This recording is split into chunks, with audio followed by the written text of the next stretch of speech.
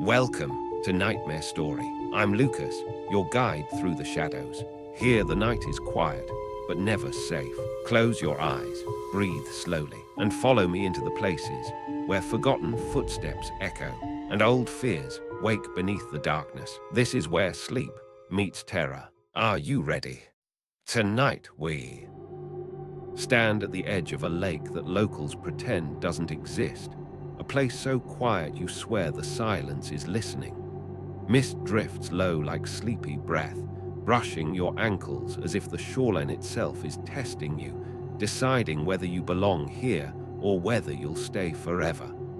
The water sits too still, too glassy, as if it's waiting for your first mistake. And honestly, tiny reality check, you probably won't survive this. But hey, that's tomorrow's problem.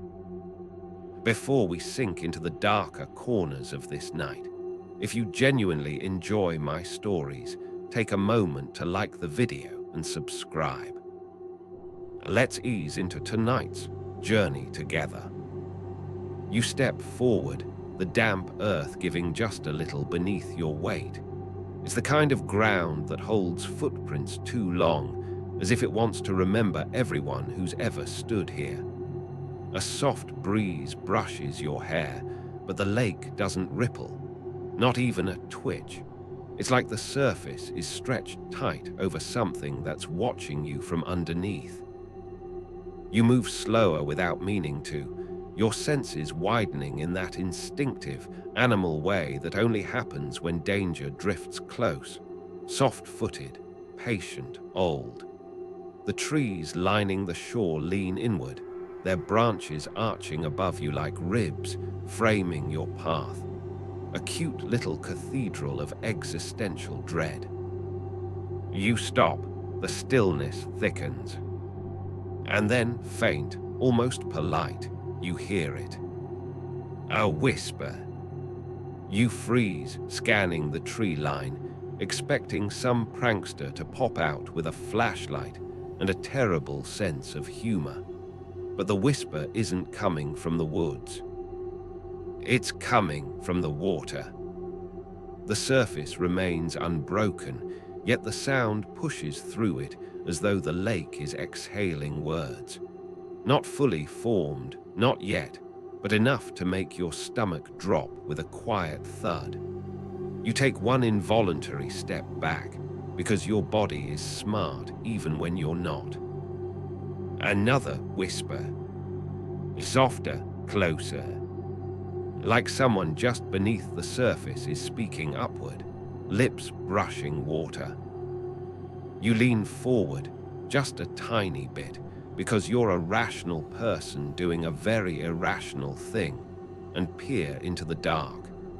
Your reflection wavers, not because of ripples, but as though something beneath you is shifting the mirror of the lake itself. The whisper stretches again, this time shaped like your name. You blink, nope, no thank you.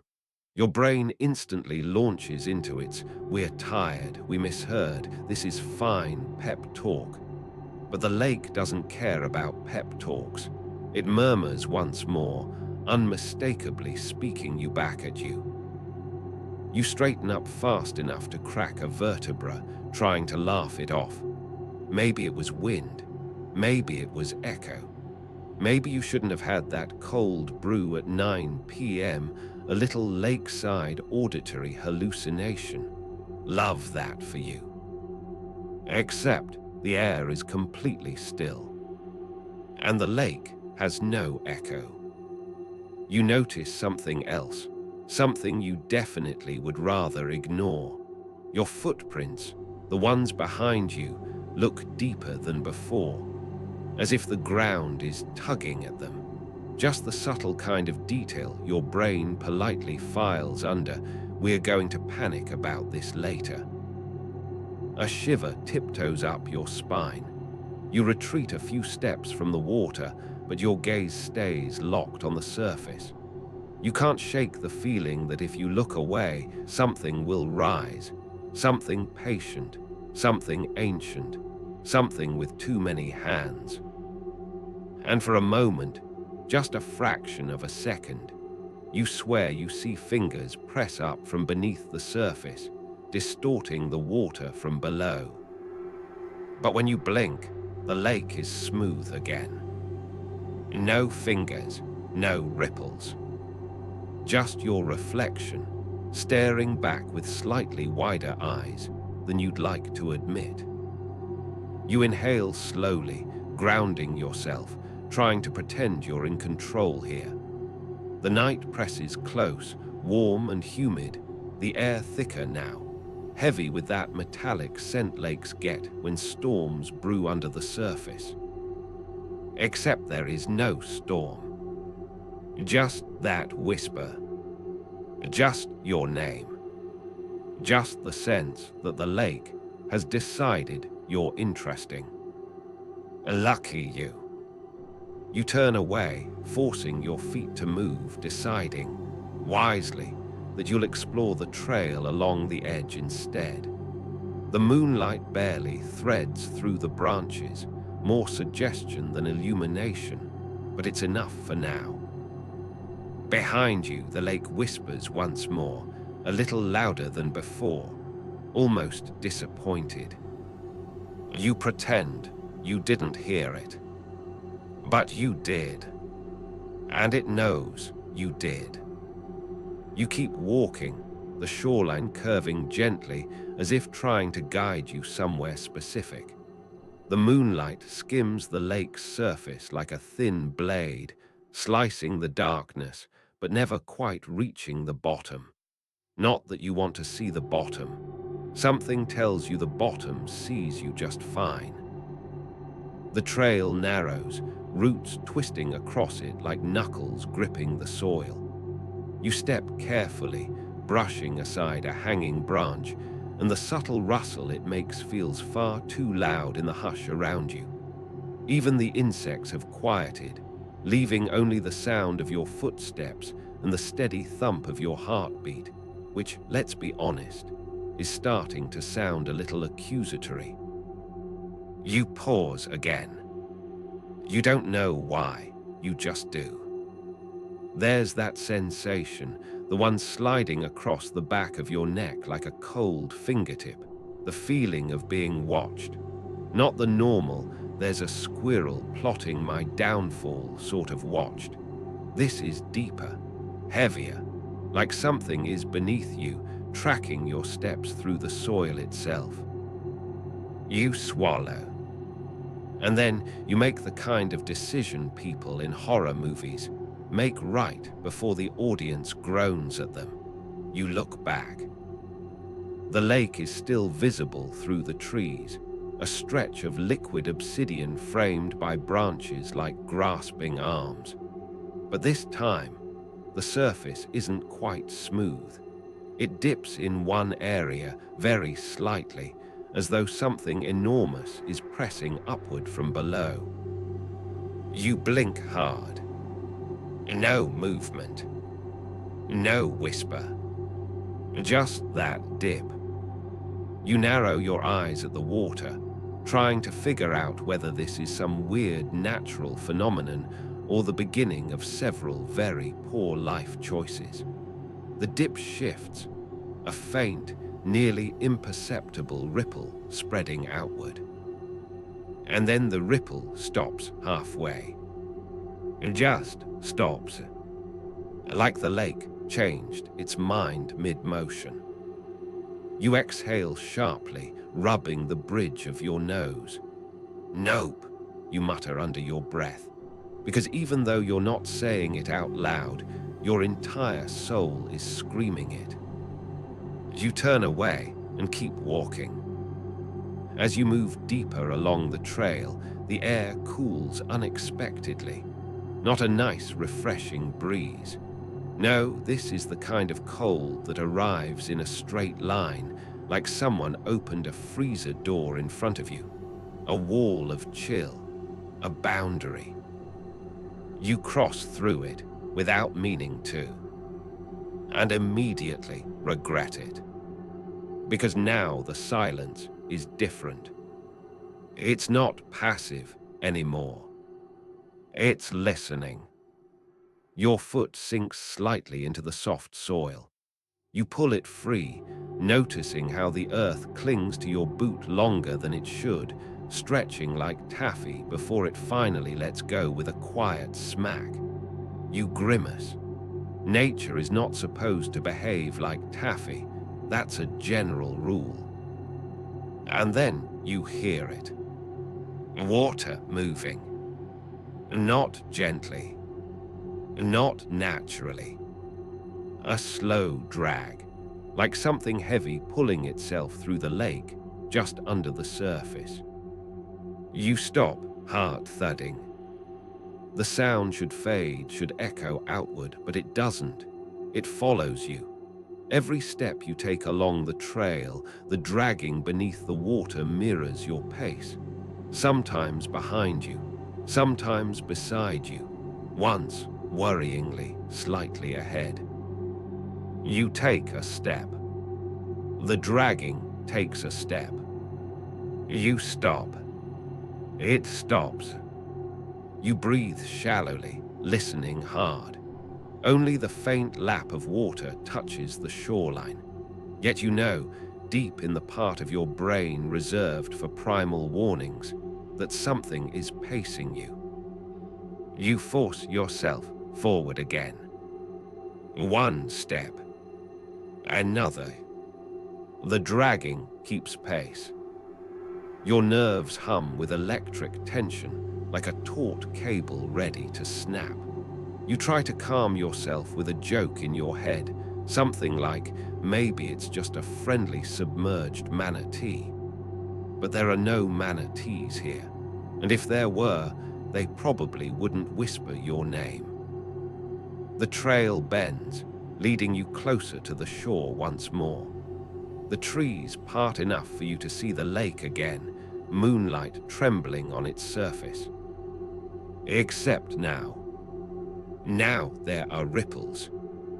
They start small, then widen, then multiply, like dozens of fingertips tapping lightly from beneath.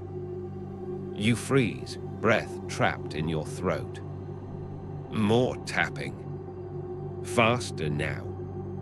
More insistent. The lake's surface dimples everywhere at once, like rain pattering down, except you look up and the sky is clear. No clouds, no drizzle, just stars watching indifferently while the lake taps back at you. You whisper, "I should go home." The lake taps harder. You back away slowly. The soil shifts beneath your feet, softening further, as though the ground itself is becoming saturated, soaking up water that shouldn't be here. You glance behind you, spotting a faint sheen on the trail, moisture creeping inward from the shoreline. You're about to move faster, still calm, still composed, you tell yourself, when something flickers in your peripheral vision. Something low, something pale. You turn your head slightly. And there, just beyond the reeds, you see an outline. A face.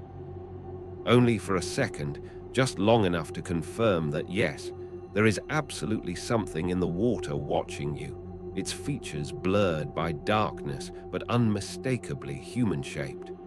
Eyes too round, skin too pale, floating just beneath the surface like a discarded mask. You gasp, stepping back sharply. Your heel catches on a root. You stumble. Arms flail. The world tilts. But you manage to catch yourself, gripping a low branch with fingers that now feel numb. You stay frozen, half-crouched, heart slamming. The face is gone. The ripples stop. The tapping stops. The dragging stops. Everything stops.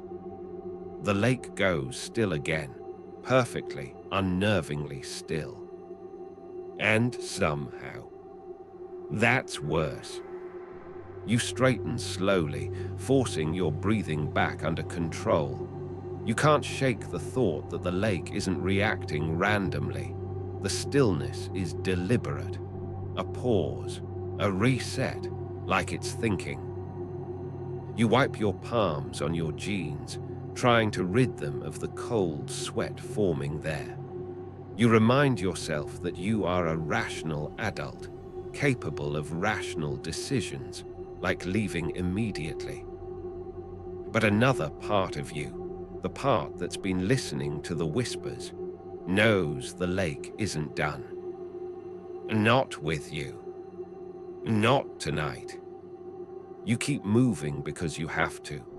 Standing still feels like inviting the lake to make the next move, and you're not emotionally prepared for whatever that might be. Your steps stay light, measured, the kind you take when you're trying not to alert a predator that you're delicious. The trail curves again, this time pulling you farther from the shoreline.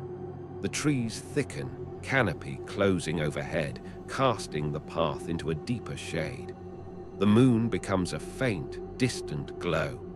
You exhale in relief, tiny, temporary relief, because the farther you get from the water, the more your spine starts to loosen.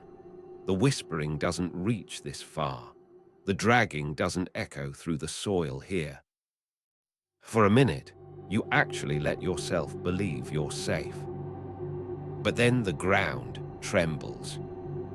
It's small at first, like the rumble of a truck passing miles away. You pause, waiting for it to fade. It doesn't. Instead, the vibration intensifies, the soil beneath your feet humming in a steady pulse that climbs up your legs and settles deep in your bones. You glance back toward the lake, even though you can't see it anymore through the trees. Your breath catches. The tremor grows, not violent but purposeful, like footsteps, impossibly large footsteps moving through the earth. You whisper, "Nope, nope, nope, nope." The forest absorbs your panic without comment. The vibration stops suddenly, as if cut off mid-stride. You stand there in the tense quiet, waiting for something to burst out of the trees or surge up from the earth. But nothing moves. The forest becomes so still you can hear your heartbeat in your ears. You swallow, then force yourself to take one step. Another. Another. The tremors don't return, which somehow unnerves you more. You glance around, trying to ground yourself with normal forest things. Leaves, bark, sticks, maybe a chipmunk making questionable life choices. But the forest offers you nothing. No rustles, no chirps, no signs of life at all. You tell yourself it's fine, totally fine. Nature gets quiet sometimes. Maybe everything is just sleeping. Yeah, sleep, cute. A twig snaps behind you. You spin so fast, your shoe scuffs the dirt. There's nothing there. But the twig is broken, freshly snapped. This is the part where your inner voice starts filing a formal complaint. You step backward, your foot brushing another twig, this one dry and brittle, snapping easily. The sound jerks your muscles tight. You are officially jumpier than a caffeinated rabbit. You continue deeper into the forest, away from the shoreline, even though something in your gut whispers that distance won't save you. The lake feels connected to everything here: soil, roots, air, like it has threads woven through the ground and you're stepping across its web. You follow the narrowing path until it opens abruptly into a small clearing, a ring of soft moss illuminated by a single shaft of moonlight filtering through the leaves. The air here feels thicker, warmer, like you've stepped into the palm of a hand. You hesitate at its edge. Your boot hovers above the moss. Then you lower it slowly. The moment your foot touches the ground, a faint ripple spreads across the mossy surface. Not a real ripple. There's no water, but the moss shifts in a wave-like motion, as though something beneath it is pushing upward. You jerk your foot back. The ripple stops. You stare at the moss, horrified. Then, because you can't help yourself, you reach forward with one toe and tap the edge again. Ripple. Stop. Ripple. Stop. You whisper, absolutely not. You start stepping backward, but the moss pulses again, not in reaction to you this time. This one comes from the center of the clearing, a slow upward swell, like a breath moving under a blanket. You go still. The swell rises a little higher, then settles, then rises again. Whatever's beneath the clearing is breathing. You turn on your heel and bolt from the clearing, adrenaline blasting through your veins like a fire hose. Your boots pound the dirt, scraping against roots and stones. Branches whip past your arms, snagging your clothes as though the forest itself is trying to keep you here. You sprint until the trees thin and the path widens again, chest heaving, lungs aching. Only when you reach a fallen log do you stop, leaning against it, gasping. Your pulse begins to steady. Your breathing calms. The forest seems less oppressive here. You try to laugh. It comes out as a weird, breathless wheeze. It's fine, you mutter. Nothing horrifying ever breathes under moss. Totally normal forest behavior. But something tugs at your attention. A faint glint through the trees. You take a few steps closer, squinting, and your stomach sinks. It's the lake. You've looped back to it. Despite all your running, all your turns, all your desperate attempts to flee deeper into the forest, the trail led you right back to the shoreline. The moon reflects on the surface like an unblinking eye. The water is too still again, too controlled. You step forward slowly, unable to stop yourself, drawn by a pull you don't understand. As you approach, the lake whispers your name once more. Stronger this time. Clearer. You freeze. The surface ripples outward from a single point, 10 feet from shore. Then another point, closer. Then another, even closer.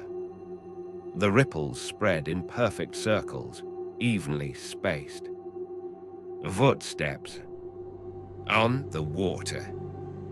You take a step back instinctively, your breath catching as the circles continue moving toward the shore, one by one, as if something invisible is walking across the lake directly toward you.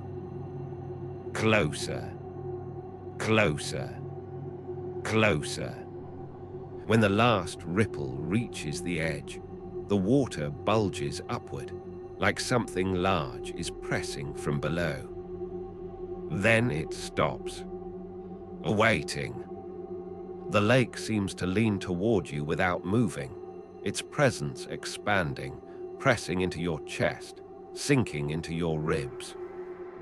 And in that suffocating silence, you finally understand. It doesn't want to scare you. It wants you. Personally. Specifically. And it isn't going to stop. You stand perfectly still, every muscle tight, every breath shallow.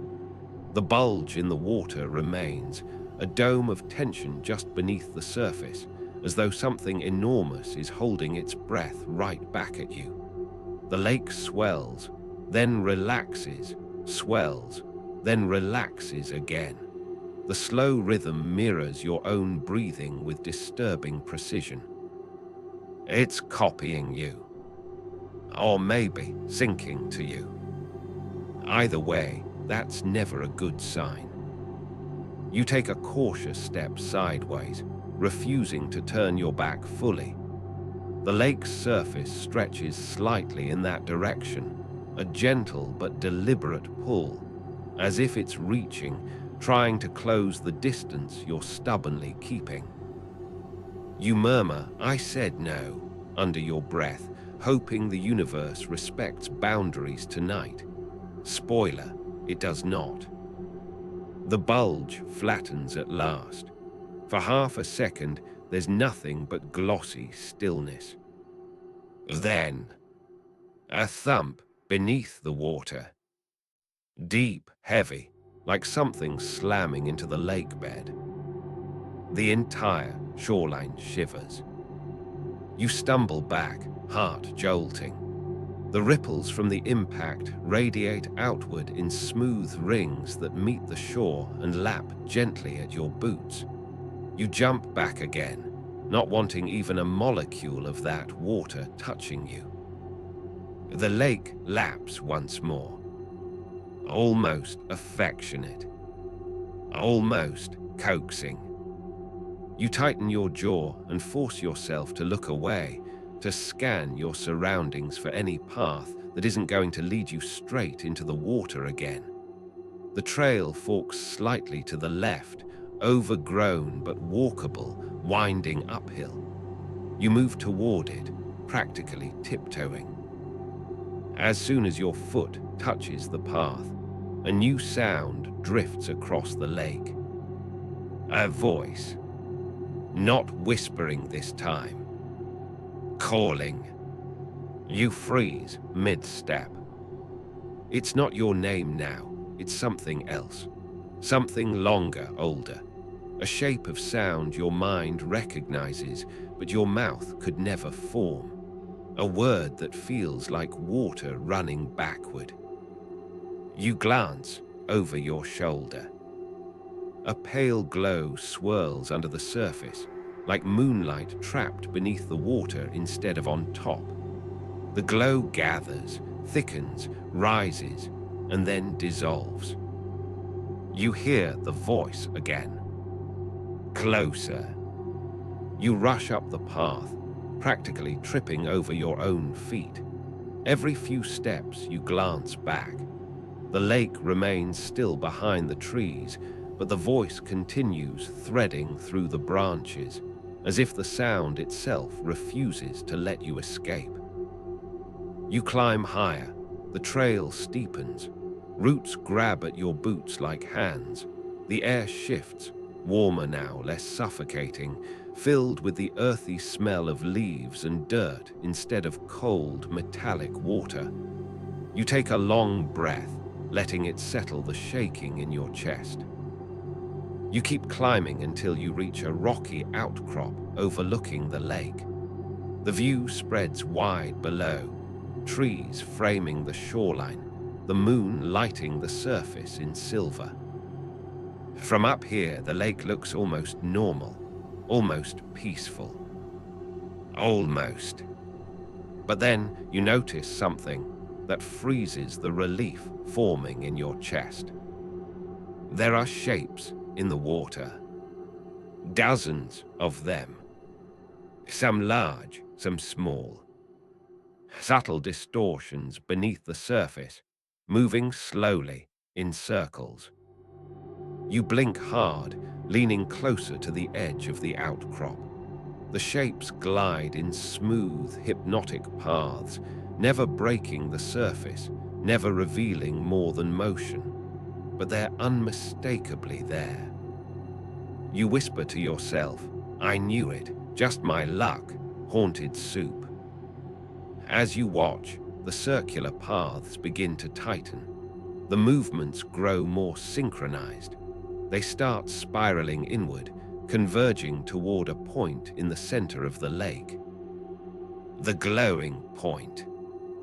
The same glow you saw before. The same glow that whispered your name. You don't blink, you can't. The spiraling shapes tighten until they create a vortex, a slow, swirling funnel that doesn't disturb the surface at all. You've never seen water behave this way. It's unnatural, controlled, intelligent. The glow brightens. Your heart drops. The vortex stops abruptly. Everything goes still. Then, something rises. Just a little. Not enough to break the surface, but enough to warp it.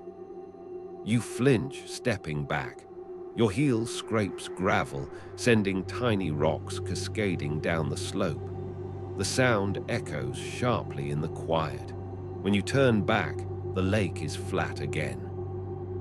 But now you're certain. Something is watching you from that center point.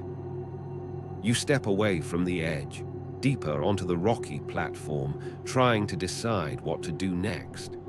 The forest stretches behind you, dark and endless. The lake glimmers below like a patient predator. You're weighing your options. Run, hide, pretend this is all a sleep-deprived hallucination, when a soft breeze brushes past your ear. Except it's not a breeze. It's a whisper. Right beside you. You whirl around. Nothing. But the whisper lingers, faint and watery, like someone exhaling through cupped hands. You step backward without taking your eyes off the shadows between the trees. The whisper repeats, not your name, not that old watery word, something different, something pleading. Come back. The voice is so fragile, so human, that your heart stutters. For a moment, you doubt everything. Maybe someone needs help.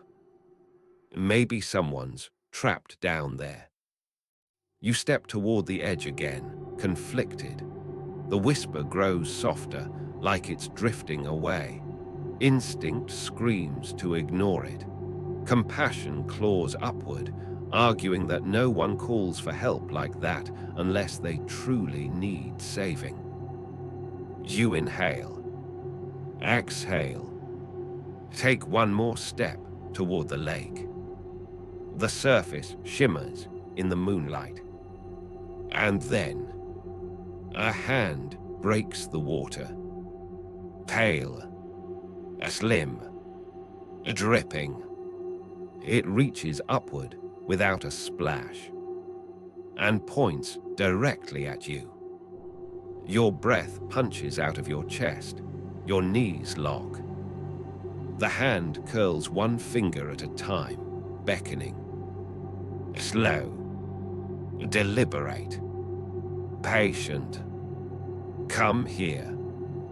You take 3 quick steps back. Your heel hits a root. You nearly go down. The hand sinks beneath the water in one slow, fluid motion, disappearing without a ripple. The lake goes still again. And you know, with a depth of certainty that feels older than you, that it will keep reaching. It will keep calling. It will keep finding you. Because this lake doesn't just pull things under.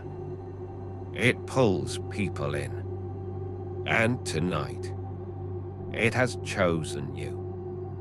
You stagger backward until the rocky outcrop ends and the forest swallows you again. Your breath comes in sharp, uneven pulls, the kind that scrape your throat on the way out. You brace a hand against a tree, grounding yourself in the rough bark, trying to shake the electric chill buzzing beneath your skin. The forest is still listening. You can feel it. But the whispers have stopped. For now.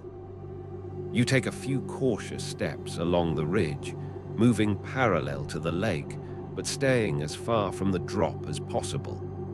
Dead leaves crunch beneath your boots in loud, guilty bursts. Every sound feels amplified, like the night itself is calling attention to your location. You force yourself to slow down. Running blindly through the woods at night is how people break ankles and become missing person posters. You'll be smarter, calmer, you'll. A shadow moves between the trees. Not a breeze. Not an animal. Something taller. You freeze mid-step. The shape glides between two trunks, too smoothly to be human, too quietly to be anything with weight. It pauses, angled slightly toward you. You squint, trying to make out details. The outline is wrong. Longer through the torso. Neck too thin. Limbs slightly off. And then you notice something else. The way it stands. As if it's leaning. As if the forest floor slopes under it at a steep angle, except it's perfectly level ground. Your stomach twists. You whisper, "Nope," because you've officially reached your quota for bizarre entities per evening. The thing doesn't move. It just watches, though how it's watching without visible eyes is not something you want to analyze right now. You take a step back. It tilts its head. Another step. Another tilt. Then, it slides behind a tree and vanishes. You don't wait to see if it comes back.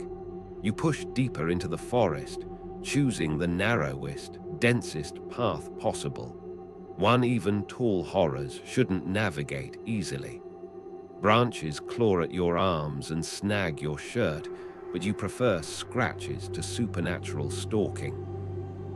You walk until the ridge slopes downward again, the trees thinning enough for you to see glimpses of moonlight through the gaps.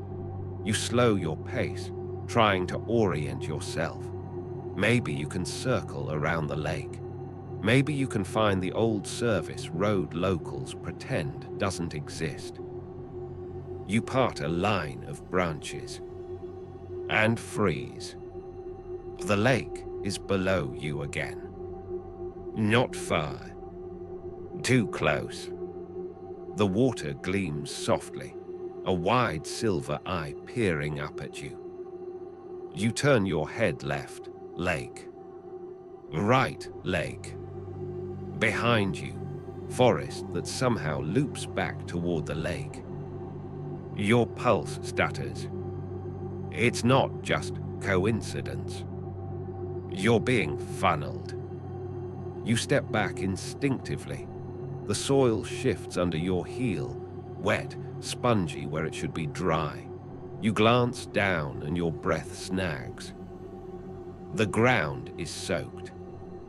Tiny streams trickle between roots, threading toward the lake. As if the water is reaching through the earth itself. You leap backward.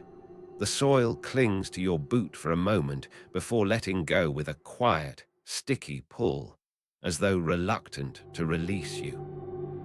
A faint ripple moves across the lake's surface. Just one. A single gesture. Calling you again.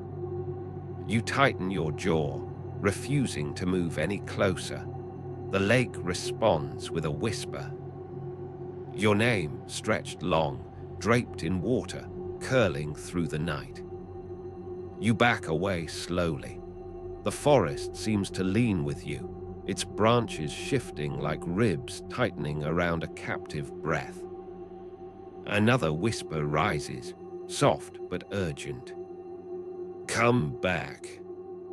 You shake your head, whispering a shaky, not happening, even though your voice trembles. And then, the lake sighs. Not a ripple, not a wave. A sigh. A heavy exhale that rolls across the shoreline and presses into your chest like a tide of cold fingers. Your knees almost buckle. You grab onto a tree to steady yourself as the sigh deepens into a low hum that thrums in your bones. The lake brightens again, that soft, unnatural glow swirling beneath the surface. Shapes gather beneath the water, closer to shore this time. One shape rises higher than the others, distorting the surface in a slow, deliberate swell. You whisper, "Stop," without thinking. The swell pauses. Your breath catches. The lake listens. You swallow hard, hands shaking as you tighten your grip on the tree. "I'm not coming closer," you whisper, though you're not entirely sure the lake obeys words or consent or boundaries of any kind. The swell sinks gradually, disappearing beneath the surface. The glow fades. The water calms. The silence that follows isn't peaceful. It's calculating. You take the opportunity, tiny, fragile, fleeting, to move backward up the slope. Each step feels like threading a needle through trembling fingers. You keep your eyes locked on the water, expecting another hand, another ripple, another whisper. But the lake only watches. Waits. Plots. Finally, the trees close behind you again. The water disappears from view. The air warms a bit. The hush lifts. You don't relax. You can't. You simply breathe a little easier, knowing that, for the moment, you've put a few more yards between yourself and whatever ancient hunger that lake is nursing. But even now, as you step deeper into the forest, you hear it again. Faint, patient, like a heartbeat in the soil. A slow, rhythmic pulse. The lake, following you, through the ground. Not done, not deterred, just waiting for the right moment. And you know, with every echoing thud beneath your feet, that this night isn't going to let you leave harmlessly. You push deeper into the forest, choosing a direction, any direction that points away from the lake. The trees crowd tighter as if trying to protect you, or maybe hide you, or maybe they're just as nervous as you are and want company. The branches knit overhead, sealing off most of the sky, leaving only ragged patches of moonlight. You move quietly now, instinctively careful with each step. The forest floor is soft and uneven, thick with fallen leaves that try their best to betray you with sudden crackles. Your heartbeat becomes the loudest thing in the world, thudding out a frantic rhythm you're certain anything, above or below, could follow. Then, another pulse, through the earth. A faint, watery thud that slides into your bones like a memory that isn't yours. You stop walking. The pulse stops. You take one step. The pulse comes again. Slower this time. Deliberate. Almost thoughtful. You whisper through clenched teeth, "You really don't give up, do you?" The ground answers with another subtle tremor. Not dangerous, not violent, just present, as if the lake is reminding you that distance doesn't matter. You force yourself forward. The trees thin just enough for you to see ahead, a break in the brush, an opening that promises escape. You quicken your pace, weaving between trunks until you burst into a small meadow, soft grass brushing your ankles. You inhale greedily, the clean air a relief after the lake's damp chill. For a moment, you allow yourself to believe you've created enough separation, that the lake's influence might weaken with distance. Maybe you can get far enough away that the whispers fade, the pulses stop, the voices dissolve back into whatever depths they crawled from. And then you hear water. Not behind you, not to your left, not to your right. Ahead. You swallow hard. No, that's impossible. You walked uphill. You followed the ridge. You turned away every time the lake came back into view. You should be miles from the shoreline by now. But the unmistakable sound is there.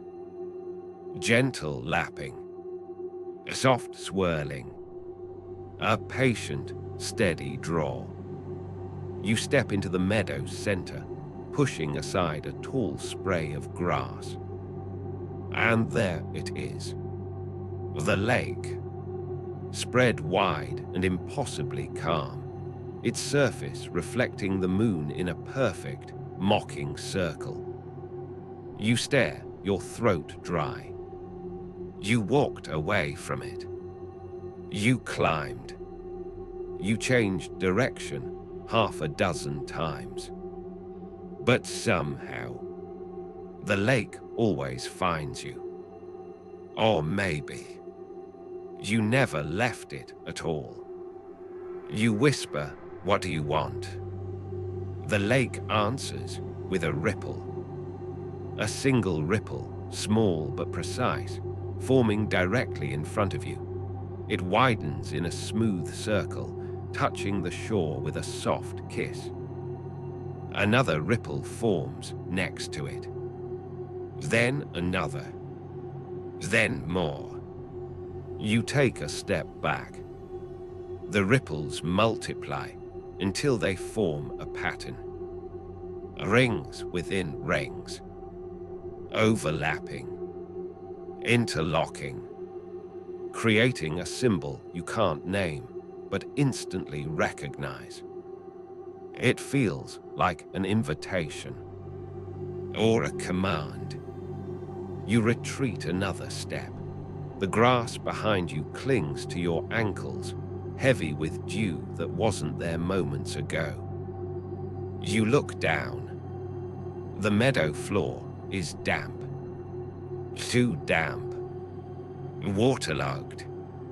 Small streams weave between the blades of grass, threading outward from the lake in all directions like veins.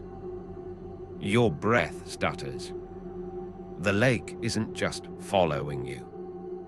It's expanding. You spin around, searching for higher ground, safer ground.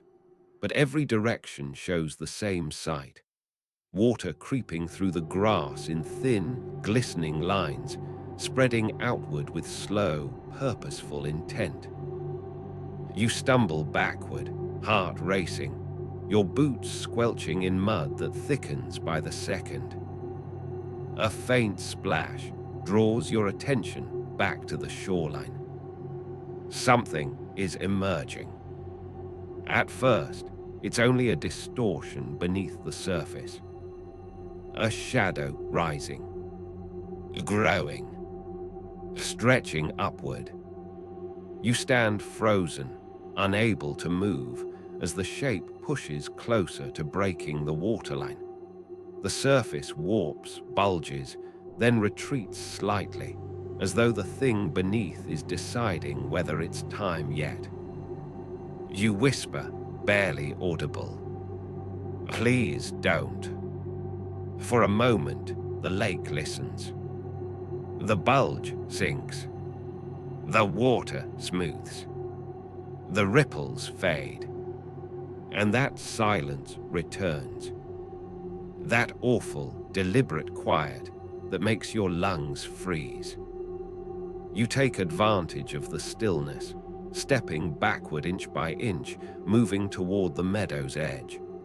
The mud tugs at your boots, thick and sticky, as if trying to hold you in place. You fight free, stumbling into the tree line once more, the forest welcoming you with a rustle of branches. Behind you, the lake whispers, not your name this time, not that eldritch underwater word, but something softer. Something that sounds like a promise. Soon. You shiver so hard, your teeth click. You turn away from the water and push into the forest again, deeper this time, determined to put real distance between yourself and the lake. Each step becomes a mantra, away, away, away. But even as the trees close around you and the night darkens, you feel it. The ground beneath you pulses. A soft, rhythmic thud. Like a heartbeat. Not your heartbeat. Not the forest S. The lake S. Following you. Claiming you. Waiting patiently for the moment you can no longer resist the pull. And in the cold, breathless quiet of the woods, you finally understand something awful. The lake doesn't need to chase you. It just needs you to get tired. It's done this before. It has all night. And you.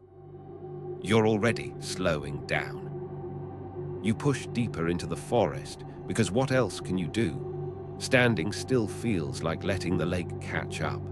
Running feels like announcing your location with a loudspeaker and a neon sign. So you settle for a fast walk, quiet, careful, and absolutely fueled by the kind of terror people claim is character building. Sure, great. Your character is definitely being built right now, mostly out of panic. The forest closes around you, branches whispering overhead in the rising wind.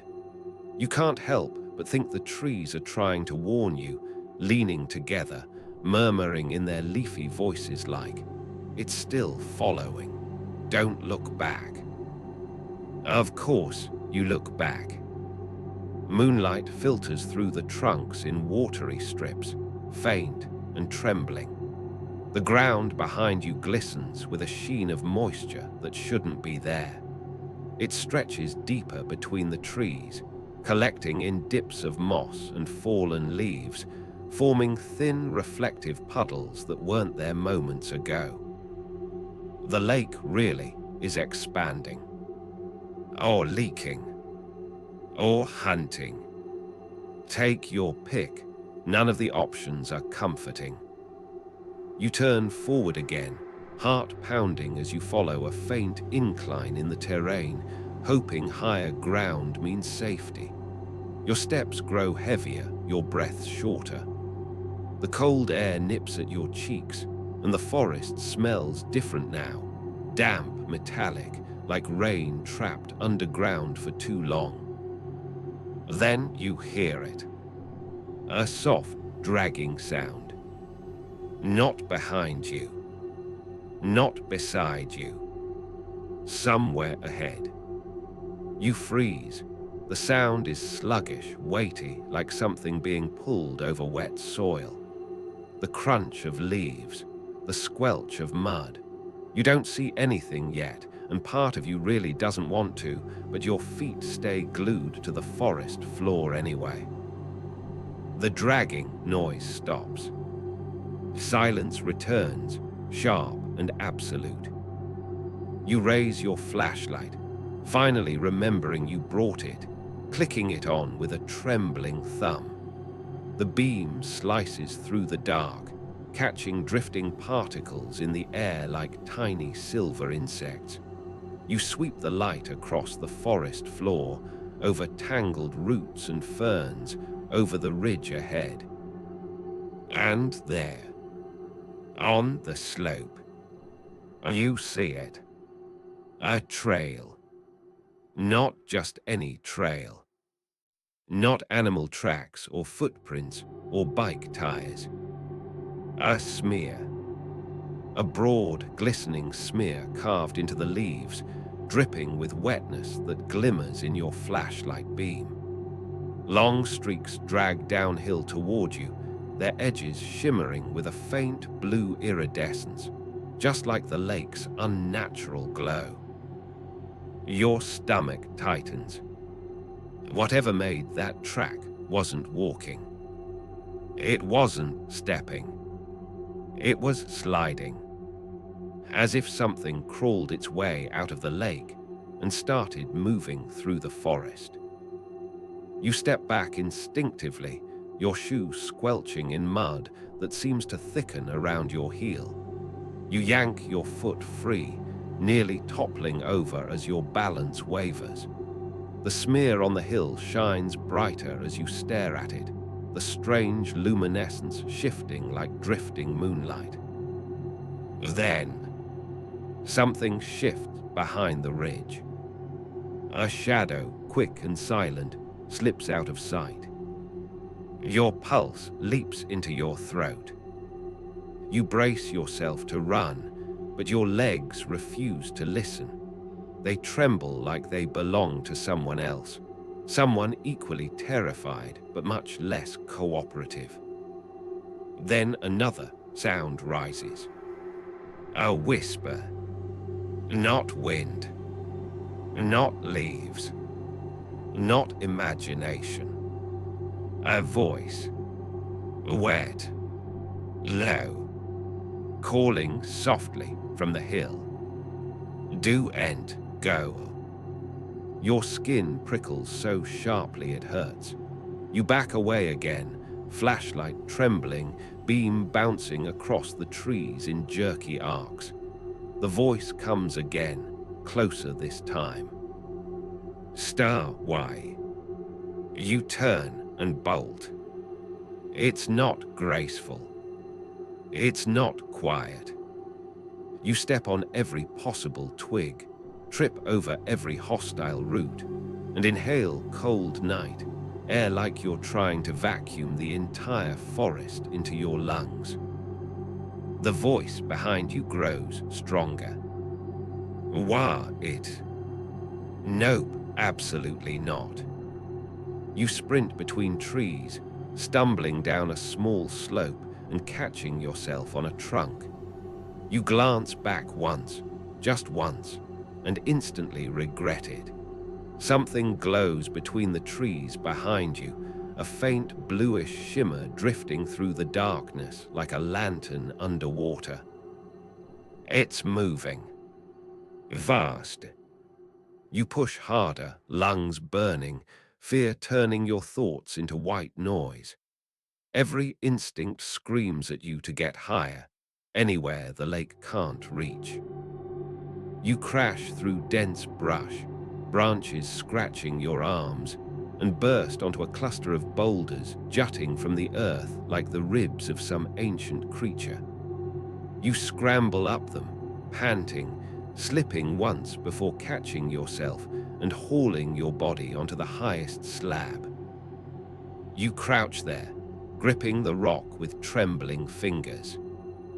Below, between the trees, the glowing shape slows, pauses, and then retreats into shadow.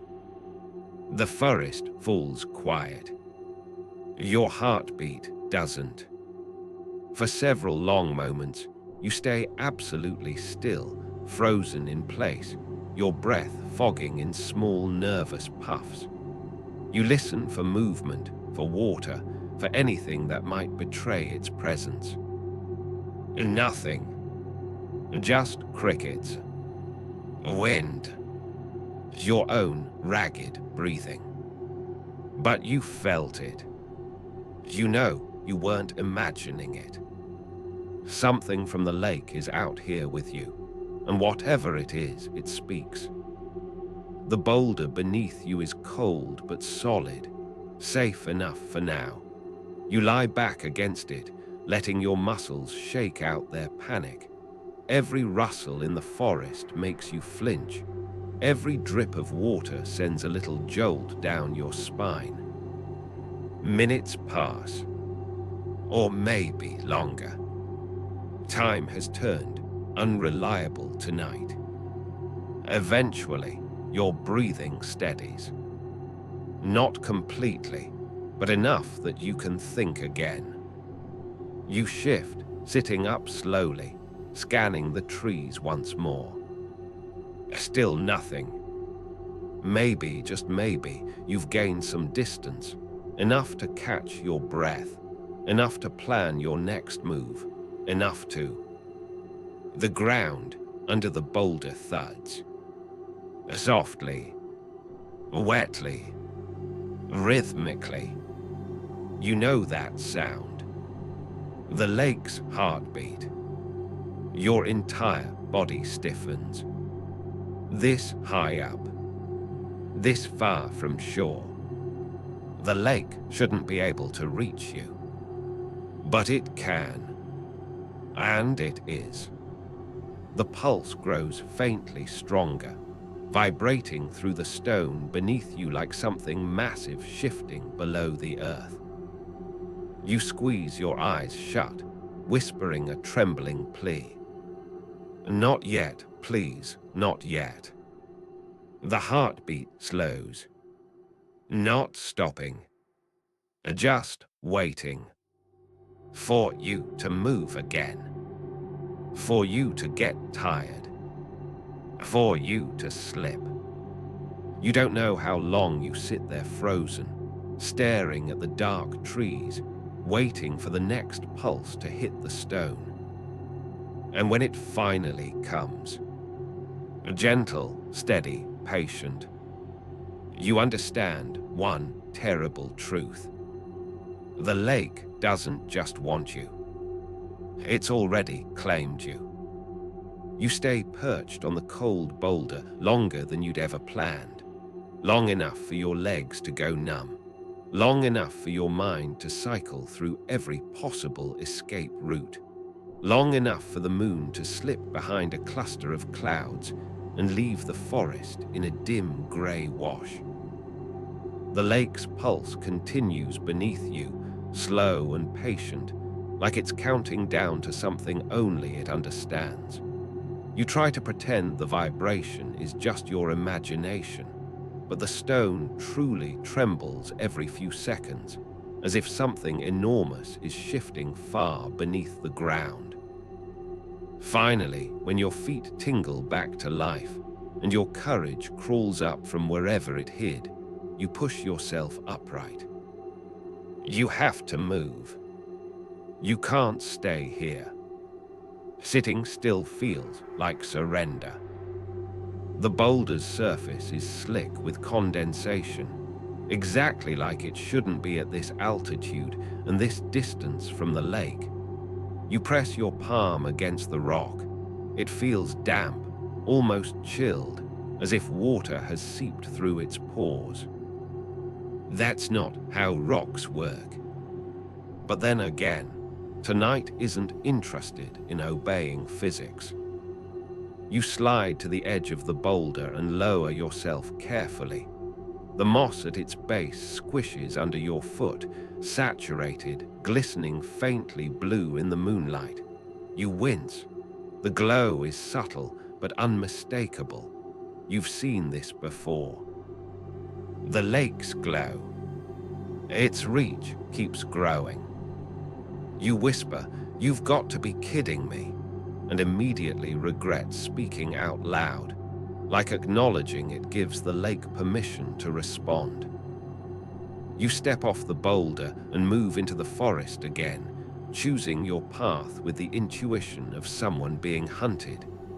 You head uphill, always uphill, toward the sharp incline of a ridge you spotted earlier. As you climb, the sound of your breathing fills your ears. The wind whistles softly through narrow gaps in the trees. The forest floor becomes rockier, the soil thinner, the damp patches rarer. Good. Higher ground might buy you time. The incline grows steeper, and soon you're scrambling over roots and stone, your hands gripping cold bark to steady yourself.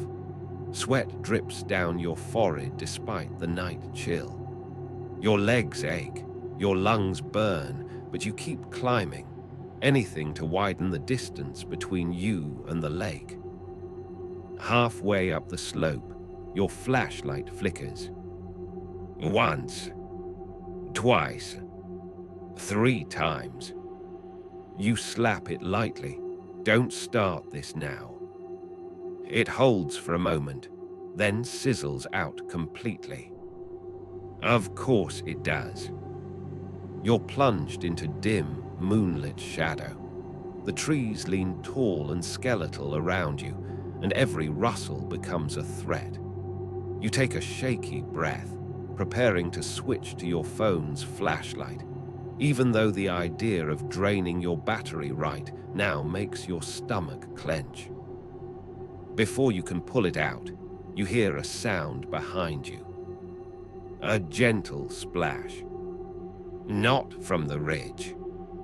Not from above. But from somewhere lower on the slope, where you were moments ago. You freeze. Then another splash. Closer. Heavier. Your pulse spikes. You grip the nearest tree and turn your head slowly. Down the slope, the forest has darkened, not just with shadow, something thicker. A patch of darkness spreads over the ground like an ink spill, glossy and reflective. You blink, heart hammering. It's water. A thin sheet of water, gliding over the earth like it's alive. It creeps between roots, trickles over stones, splits around tree trunks. It moves with purpose, with direction. Upward. Toward you. Your breath stutters. The incline should have stopped it. Water doesn't flow up. But this water isn't interested in gravity. You scramble higher, fingers clawing at branches and ledges as adrenaline propels you upward. The water creeps faster, its surface shimmering faintly blue, like moonlit veins crawling through the forest. A whisper rises with it, soft at first, then clearer as it approaches. Come back. No, absolutely not. Hard pass. You climb so fast your hands slip on loose dirt, but you catch yourself on a jagged rock and keep going. The ridge grows steeper still, but you force yourself upward, muscles protesting, breath ragged. Behind you, the creeping water swirls with rising whispers. You shouldn't run. Oh, really? You hiss under your breath, struggling up the final stretch. Because that's all I'm doing tonight. You haul yourself over the top of the ridge at last, rolling onto solid, dry ground. The soil here is firm, cracked, untouched by moisture. You sit up quickly, peering over the edge. The creeping water stops, right at the ridge line, as if it's hitting an invisible barrier. It pools there, swirling gently, like the lake is thinking. You don't move. You barely breathe. The water shivers, then retracts, slowly, reluctantly, flowing back down the hill in a rippling sheet. You don't dare take your eyes off it until the last glimmer disappears beyond the trees. Only then do your muscles unclench. You lie back on the dry earth, gasping, letting the tension drain from your limbs. You're safe. For the moment. You stare up at the sky. The clouds shift, revealing the moon again, shining brighter now that the trees have thinned. For the first time since arriving, you see stars, pinpricks of light scattered across the night. You almost laugh, a real, breathless almost laugh. Who knew you'd come to appreciate the simple joy of a sky that isn't trying to drown you? You close your eyes for a moment, gathering your strength. The forest is quieter here. The ground is dry. No pulses, no shifting shadows, no whispers curling through the air. When you sit up again, your limbs feel steadier. You glance back toward the ridge and freeze. Something shines faintly between the trees below. Not water this time. Something reflecting moonlight. Metallic. Still. A shape. A soft-buried.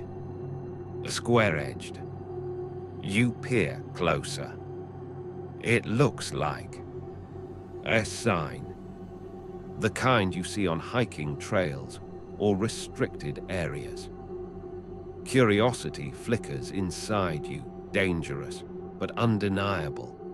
Against your better judgment, you edge closer to the ridge, careful to stay far from the side you just escaped. The object is still too distant to read, but the angle of the moon shifts, and you catch the glint of bold lettering. A warning sign. You swallow hard. Whoever put that sign, they knew something. Maybe even what the lake truly is. And if they knew, maybe they left instructions, or a map, or a way to survive the night. Your heart thrums with a mix of hope and dread. Because whatever that sign says, it's been waiting a long time for someone to read it. And tonight, that someone is you. You inch closer to the ridge's edge, careful not to disturb a single pebble. The dry earth here feels fragile, like one wrong step could send you tumbling back into the forest and straight into the lake's reach. You crouch low, steadying your breath, narrowing your eyes at the faint glimmer between the trees below.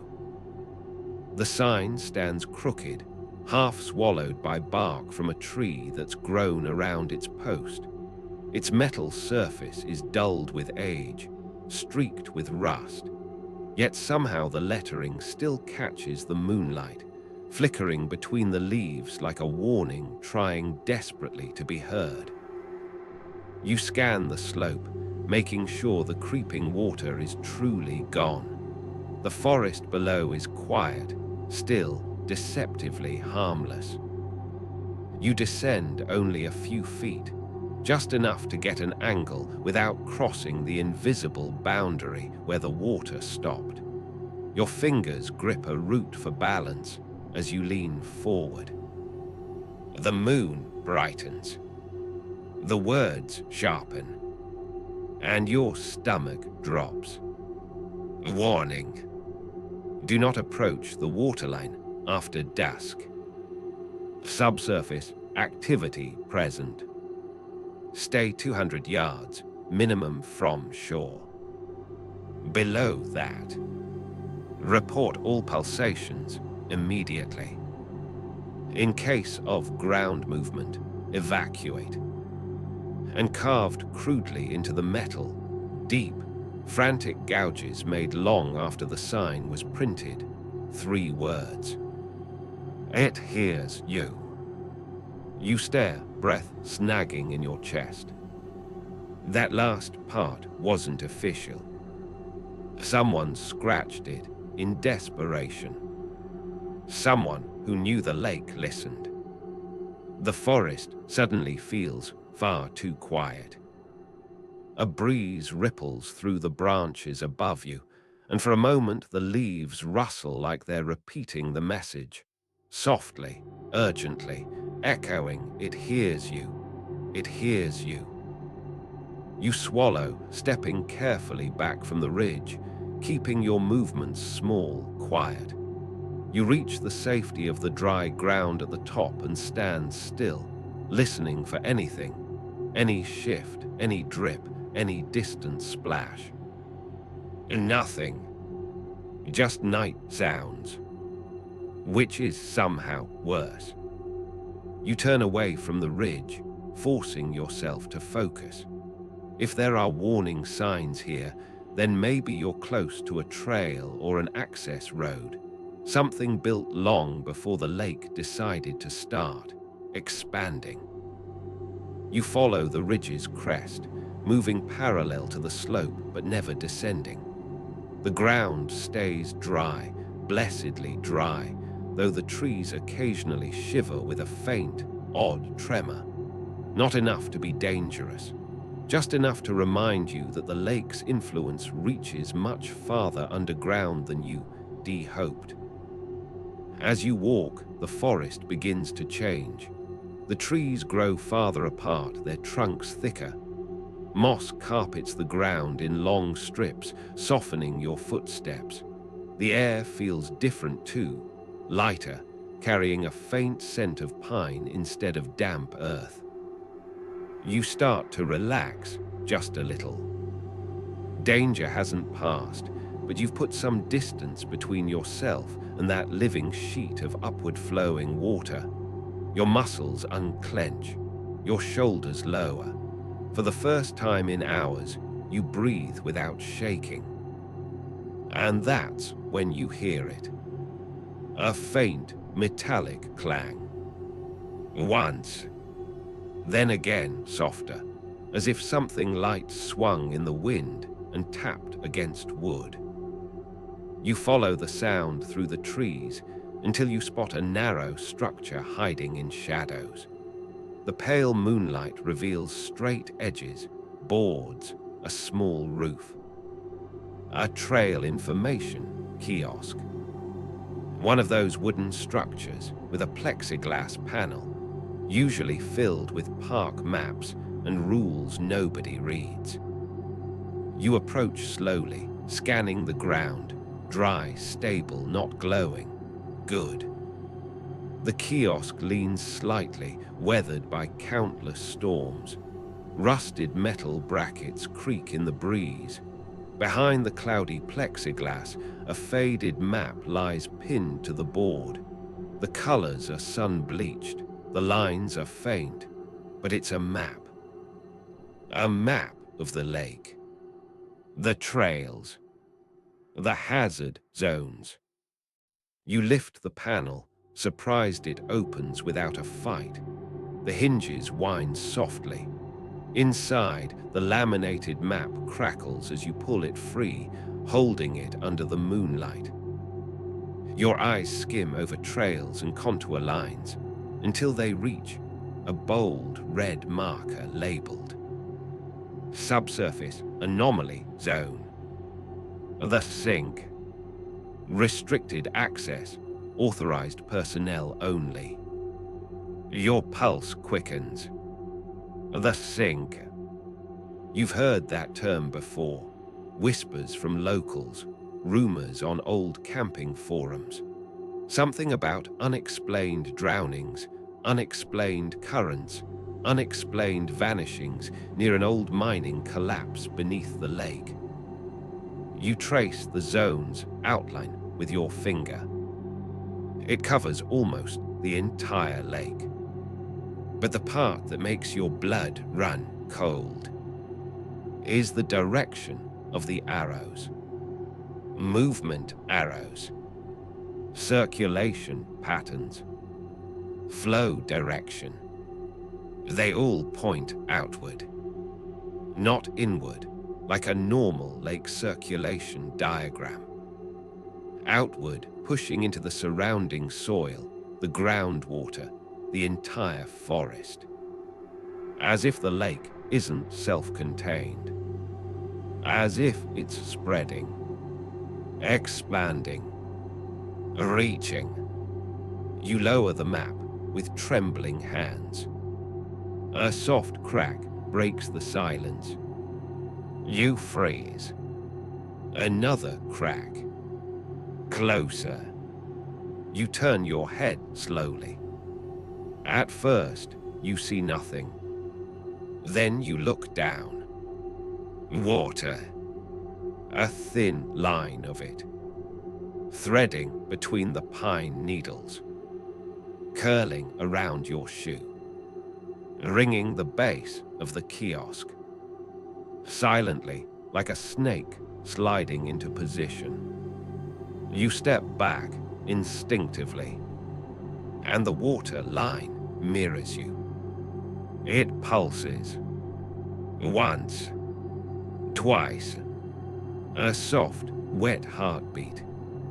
You step back again, faster this time. The pulse grows louder. The water follows. A whisper rises from it. Quieter than the earlier ones, but far, far more certain. Found you. Your breath catches.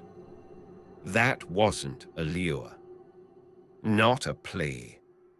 A statement. You turn and run along the ridge, using the light of the moon to guide your steps. The map flutters in your hand as you sprint, heart pounding, lungs burning. Behind you, the soft slap of water against earth grows louder, spreading, pursuing. You don't look back. You can't. But you hear it. All around you. Rising from the forest floor. The lake.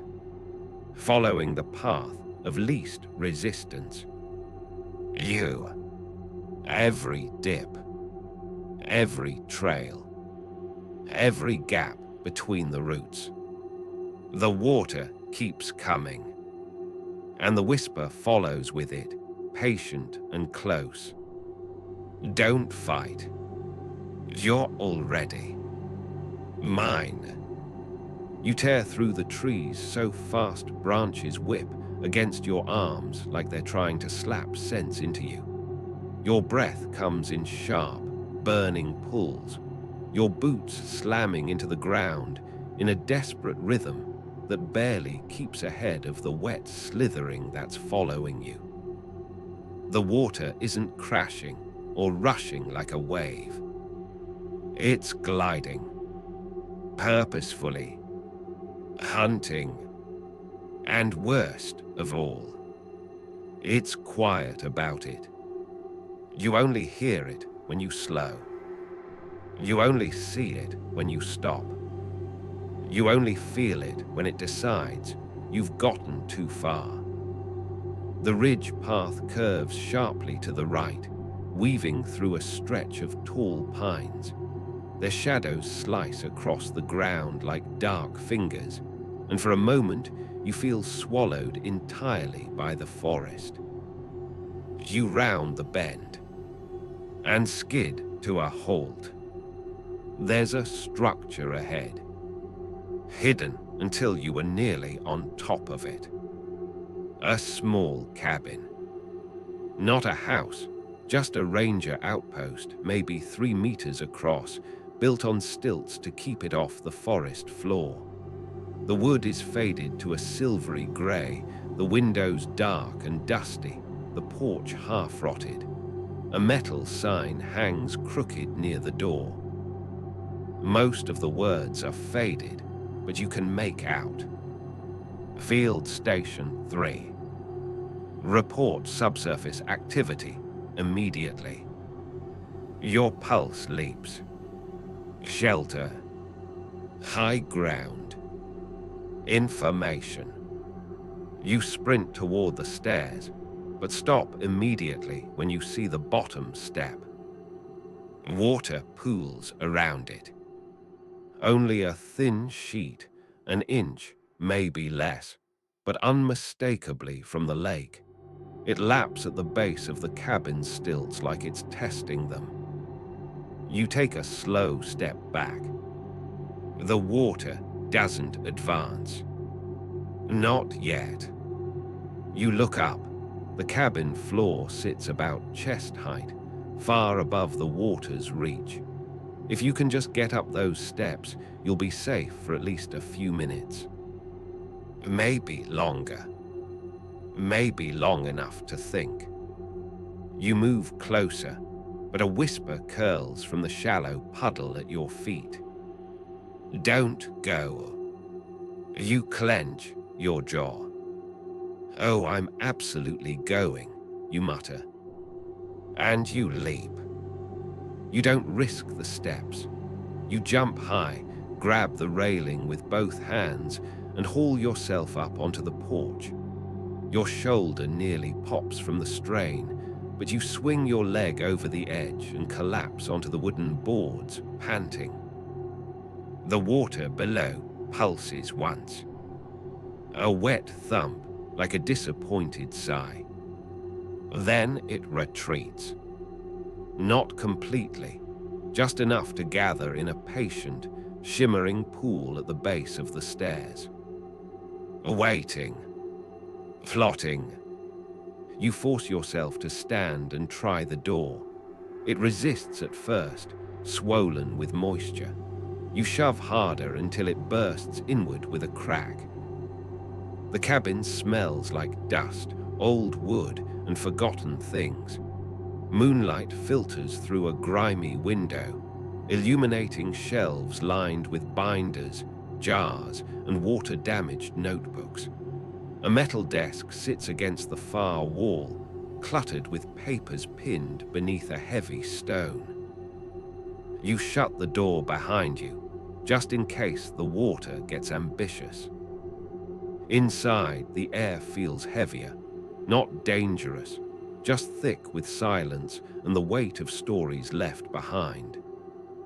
You move to the desk, fingers trembling as you lift the stone and unfold the top sheet of paper. It's a log, dated over a decade ago. You scan the entries, the handwriting sloppy with urgency. Pulsations increasing in frequency. Sinkhole widening under north shelf. A water behaving independently of known currents. Something in the deep observing movement on shore. You swallow hard and flip to the next page. This one is worse. Far worse. Day 19, midnight. Saw it again near the tree line. Shape indistinct. Not an animal. Eyes reflected blue before submerging back into soil. Back into soil. That's not how anything works. Your fingers tighten around the paper as you continue reading. Day 23, warning.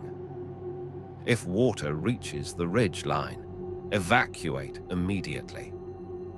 Do not engage. Do not run downhill. Do not speak to it. You blink. Speak to it. Your mind flashes to the whispers you heard, the ones that addressed you, the ones that waited for your voice. You keep reading. The lake listens, it mimics. Do not let it know your name. Your stomach drops. Too late. You flip one more page. Only one line fills it, written in jagged, frantic strokes. If it follows you up the hill, you have already lost. The room feels colder. Your breath fogs faintly. You look toward the floorboards. The gaps between them. The shadows. Did the water stop at the base of the stairs because it can't go higher? Or because it's simply waiting for you to panic? A faint vibration trembles through the cabin's wood, just once, like a testing tap. You kneel, press your hand to the floor. No moisture. No glow. Just wood. But beneath it, in the dirt, something shifts. A soft pulse rises through the cabin stilts. Your heartbeat stutters in response. The lake knows where you are, and it's thinking. You grab the log, flipping back to the notes, searching for anything that explains how to survive. One entry stands out, tucked between two torn pages. North Ridge holds the high ground. Stone fields cannot be flooded. Stone fields. You stand abruptly. You passed rocky terrain earlier, the boulders, the incline, the dry crest. If you can get back there and keep climbing, maybe there's a stretch the lake truly can't reach.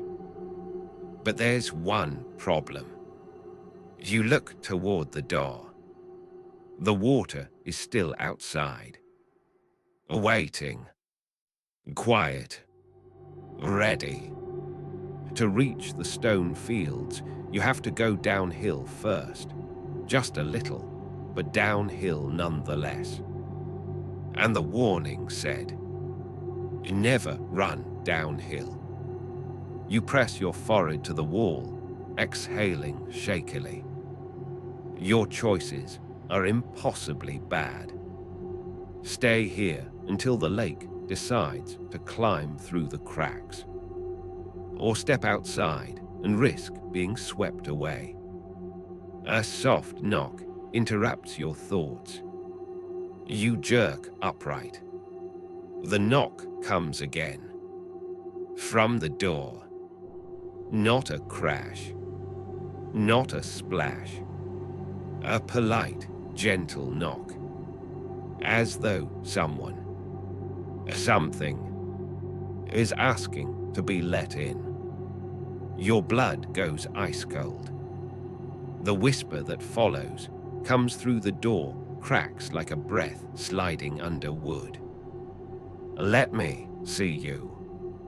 You stumble back, knocking over a chair. A third knock. This one firmer. You clamp your hand over your mouth, terrified even breathing might answer it. The knocking stops. A slow drip begins instead. Water slipping under the door. You back away farther. The drip becomes a thin, deliberate line. Then a voice rises from it, rippling upward like steam. You can't hide. You're part of me now. You grab the log, the map, anything you can hold onto, clutching them tight as the water begins to pool at the door's threshold. You only have seconds. And as the water pushes a shimmering tendril inside, you make your choice. You turn, run to the back window, and throw your weight into it.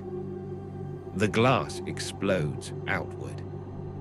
Cold air rushes in. The forest looms below.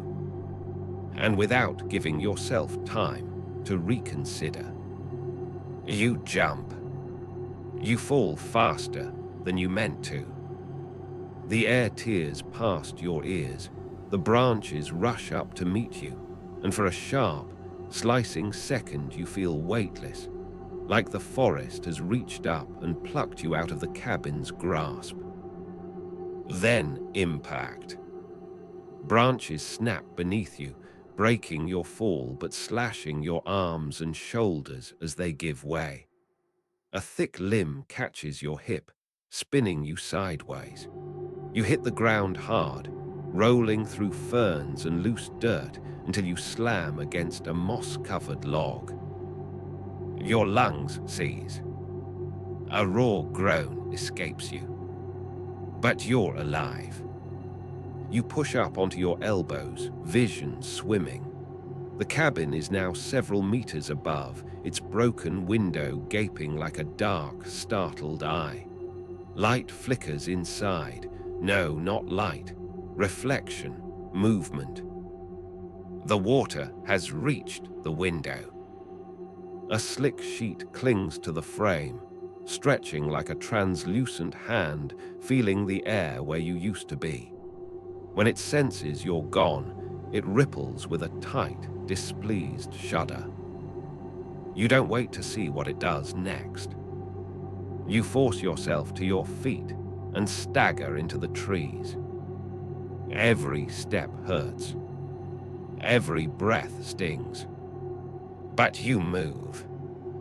The slope ahead leads down for maybe 40 meters before rising sharply toward the stone ridge. You can see the incline, dark rocks jutting upward, solid and dry even in the moonlight. You cling to that sight like it's the last lifeline left in the world. You take a step downhill, and the ground responds. Not the soil, not the trees, the water. It moves instantly. A violent rustle surges through the forest floor, cutting through leaves and roots like something enormous sliding under the skin of the earth. You don't run. You launch yourself into a sprint. Your boots skid on the incline, dirt spraying beneath your heels. You fight for balance, arms swinging wildly as you race downward. You hear it behind you, no, beneath you, chasing in a rolling rush that grows louder, closer, hungrier. The log's warning repeats in your skull. Do not run downhill. But you have no choice. The stone ridge rises in front of you, 20 meters away, 15, 10. You leap across a fallen tree, grab onto a boulder, and swing yourself forward, boots slipping, hands scraping raw against the rough surface. The sound behind you is a roar now, a churning wave tearing through underbrush. You throw yourself at the rocks. For a near-fatal second, your grip fails. Your fingers slide, your knee smashes the ground, and the slope drags you back an inch. And then something cold brushes your heel. You scream and scramble upward with everything you have left. Your hands catch a narrow ledge. Your foot finds purchase. You climb. The water slams into the base of the stones behind you with a hissing, furious burst. It splashes high, but not high enough. The ridge rejects it. The rocks remain dry, unmoved, indifferent. You don't stop until you reach the top of the stone field, a broad, slanted platform of cracked granite. Your chest heaves, your throat burns, your legs tremble uncontrollably. Only then do you look back. The water has risen to the very edge of the stone slope. It presses against the rock, flattening itself like a living mirror, reflecting the forest in warped, trembling fragments. It tries again, creeping a few centimeters higher, but the surface repels it. It can't climb the stone, but it doesn't leave. It waits. A wide pool spreads at the base of the ridge, shifting and coiling, its surface alive with barely contained agitation. Small tendrils lift toward you, thin, searching, but the stone holds them back. For now. You sink to your knees on the granite, your heartbeat thunder in your ears. The cold wind slices across your torn skin, but you welcome it. It's something real, something normal.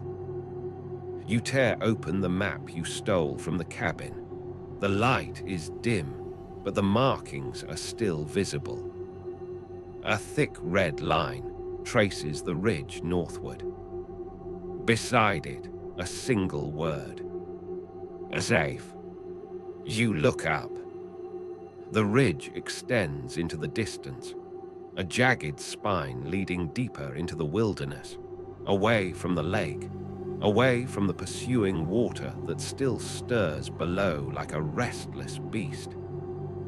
Far off at the ridge's highest point, something faint glints in the moonlight.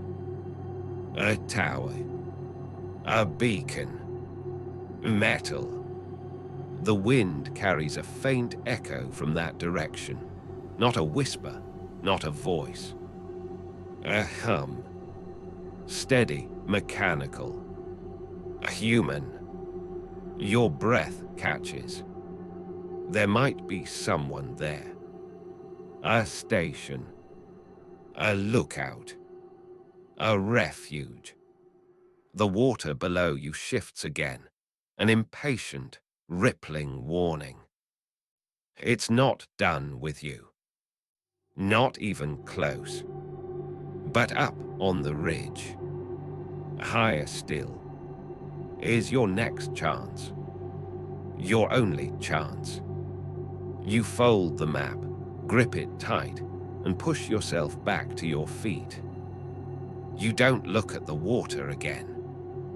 You start walking toward the distant glint of metal, the hum growing slowly stronger as the lake watches from below, gathering itself for whatever comes next. The ridge rises beneath your feet like the spine of something ancient, each slab of stone angled just slightly differently, as though time itself carved them with quiet, deliberate hands. The air feels thinner up here, cleaner too. No damp heaviness clinging to your skin, no faint hiss of shifting water chasing your heels. Just wind, cool and steady, brushing over the granite like a calm reminder that you're somewhere the lake can't quite reach. Yet, you keep moving. Your legs ache from the sprint and the climb, each step sending small shockwaves through your muscles, but the alternative, staying still, isn't really a choice. The map crinkles in your sweaty grip, the word safe glowing faintly in your mind like a promise someone wrote with fingers crossed behind their back. Ahead, the ridge narrows. The stone here is smoother, polished by rain and years of storms you weren't around to witness. Your boots scuff along the path, making tiny scraping sounds that get swallowed by the open night. That humming you heard earlier, it's clearer now. Low, rhythmic, electrical. A mechanical heartbeat rising from somewhere beyond the crest. Your pulse picks up in cautious hope. The idea of electricity out here, of any functioning structure, feels unreal after the chaos you just escaped. It's like spotting a vending machine in the middle of Antarctica. Wrong, but extremely welcome. You climb the next incline and pause at the top. Below, on the far side of the ridge, sits a lone tower. Not tall, maybe 30 feet, 40 at most, but unmistakably metallic, built with old weathered beams and a platform at its peak. A small cabin structure stands beneath it, half hidden in the shadow of the rocks. A single antenna sticks crookedly from the roof, wobbling slightly in the breeze. The hum is coming from within the cabin. And miracle of miracles, a single light glows in the narrow window. Warm orange, alive. Your breath escapes you in a trembling laugh. The sound feels strange, like your lungs forgot what relief sounds like. But you don't relax. Not yet. Because even from up here, the air shifts. A faint pressure builds behind you, like a presence lingering at the far edge of perception. You turn and look back down the slope you climbed. The lake is not visible from this height, but the darkness is. The treetops are unnaturally still. No wind touches them now. Not a single branch moves. And that heavy silence you felt before, it's risen again, coating the forest like a slowly tightening sheet. You swallow hard. You know it's waiting. You know it hasn't let go.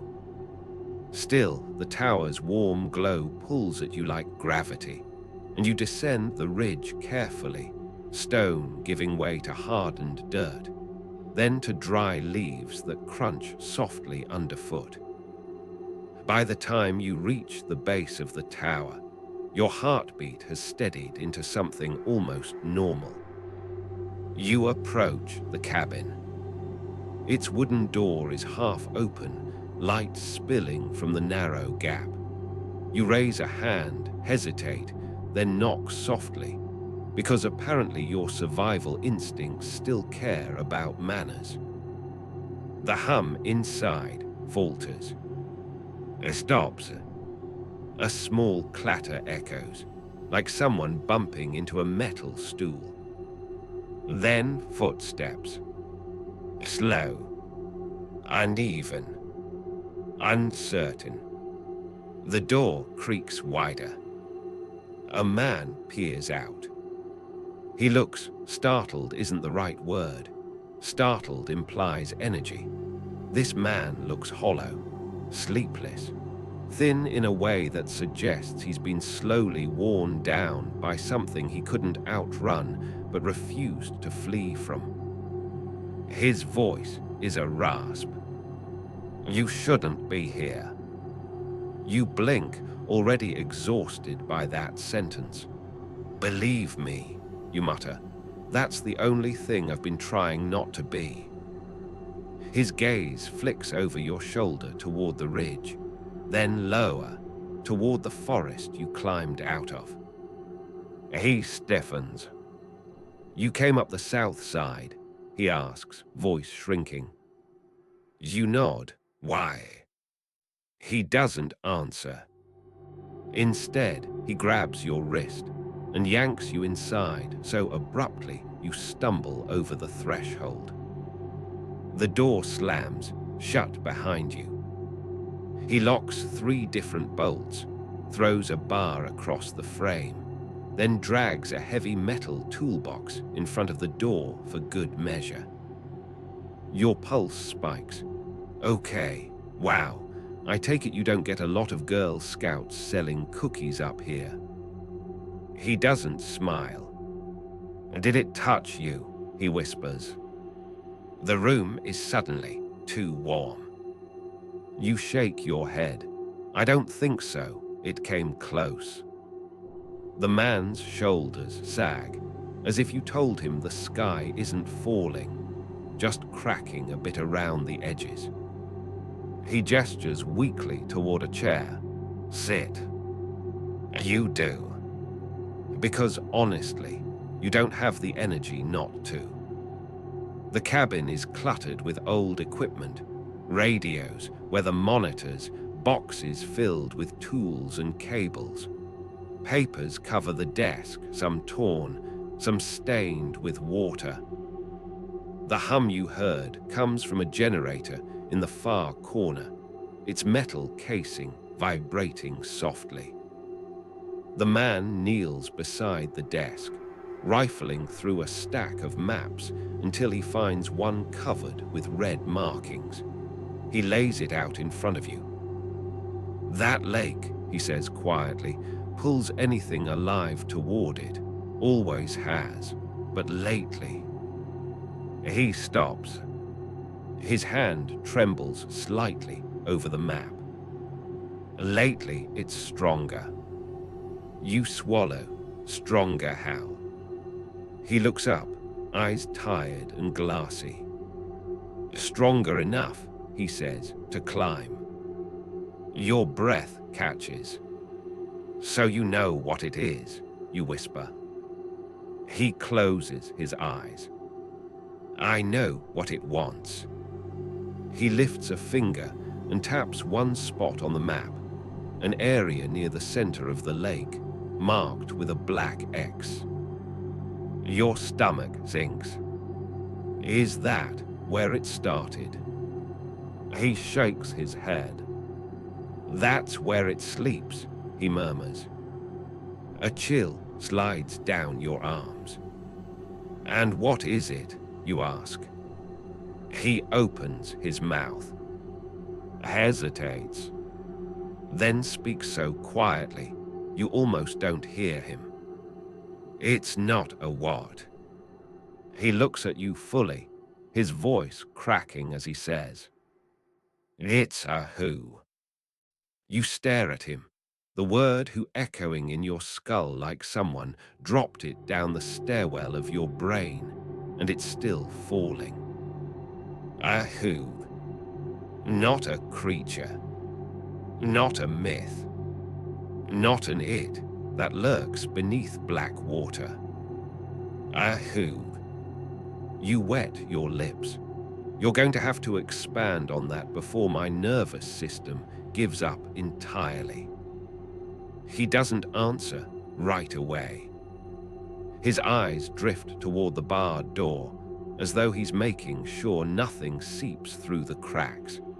Then he moves toward the small window, lifting the edge of its thick curtain just enough to peek outside.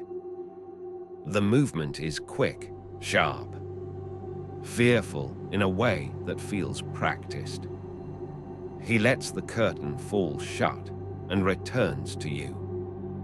I'll tell you, he whispers, but once you hear it, you won't be able to pretend it's just water anymore. Great, love that for you. Exactly the kind of bedtime comfort you signed up for. He pulls a chair across the cabin floor, sits opposite you, and rests his elbows on his knees. The lamplight paints hollows beneath his eyes. Shadows cling to him the way mist clings to the lake, familiar, heavy, almost affectionate. He takes a breath. Her name, he says slowly, was Annalise Crowder. The name means nothing to you. Your face makes that clear. He nods. Of course, they erased her. The town, the families, the state forest service, everyone did their part. They thought if nobody spoke her name, the lake would settle. It didn't. You lean forward. Who was she? His jaw tightens. She lived in the old settlement south of the lake, the one they flooded out in the 60s. Your stomach dips. You heard rumors about that. There's always some folklore about drowned towns under lakes. Half the time it's just concrete foundations and a single sad brick chimney. The other half, well, apparently it turns into this nighttime horror special you're currently starring in. The man continues. Back then they condemned the valley, said it was geology, erosion, whatever excuse they could stitch together. But the truth, the townspeople wanted the Crowders gone. They didn't say it directly. They didn't have to. People like that. He taps the map, finger trembling. They infect a place. You frown. People like what? He exhales. People who were already looking too hard at the lake. You feel the room shift. A weight settles over the wood floorboards, subtle but unmistakable, the kind of heaviness that makes you breathe quieter without knowing why. What did she do, you ask? He lets silence stretch. Not dramatic silence, wary silence. The kind where the walls lean in to listen. She walked into the lake, he says finally. At 16, walked straight in middle of the afternoon with half the town out on porches. No hesitation, no struggling, just gone, like the water welcomed her. Your throat tightens, and she drowned. He nods, but then his hand curls into a fist. They never found her. Divers searched the valley before it filled. Nothing, no remains, no clothing, nothing at all. His eyes rise to meet yours. But when the reservoir flooded months later, people started hearing her. Your spine goes cold. Hearing her, you whisper. In their wells, he says, in the creeks, in the pipes inside their homes, whispering, calling to them, not screaming, not angry, just inviting. Your heartbeat stumbles. And people followed, he adds. The lamplight flickers suddenly, drawing your gaze. The generators hum hiccups, just once, like something brushed its outer casing. You tense. The man doesn't even look toward it. He expected that. He presses on. The first to answer her voice were the ones who felt guilty, the ones who helped drive the Crowder family out. They vanished one by one, into rivers, into tanks, into that lake. No splashes, no struggle. The light flickers again. This time the hum shifts pitch, just a hair higher, strained, uneasy. You tighten your grip on the chair, and you're telling me this thing in the lake is her. He shakes his head sharply. No, this thing is Analyze, not anymore. His voice lowers to a gravel-soft murmur. The lake didn't drown her, it absorbed her. The word hits you like a cold slap. Absorbed. So what, you say slowly. She became the lake. No, he replies. She became its first mouth. The generator gives a sudden metallic shudder, like something touched it, something wet. You stand instinctively, pushing your chair back. His hand shoots up. Don't go near the walls. You freeze. He moves to a small set of rusty dials and flips a switch. A coil of copper wire around the window frame crackles faintly. A soft pulse vibrates through the cabin floor. Boundary charge, he explains.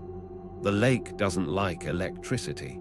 It's not enough to stop it completely, but it slows it down when it tries to seep inside. You eye the walls. The wood looks dry, but darker near the bottom, like maybe, just maybe, it isn't entirely as untouched as you hoped.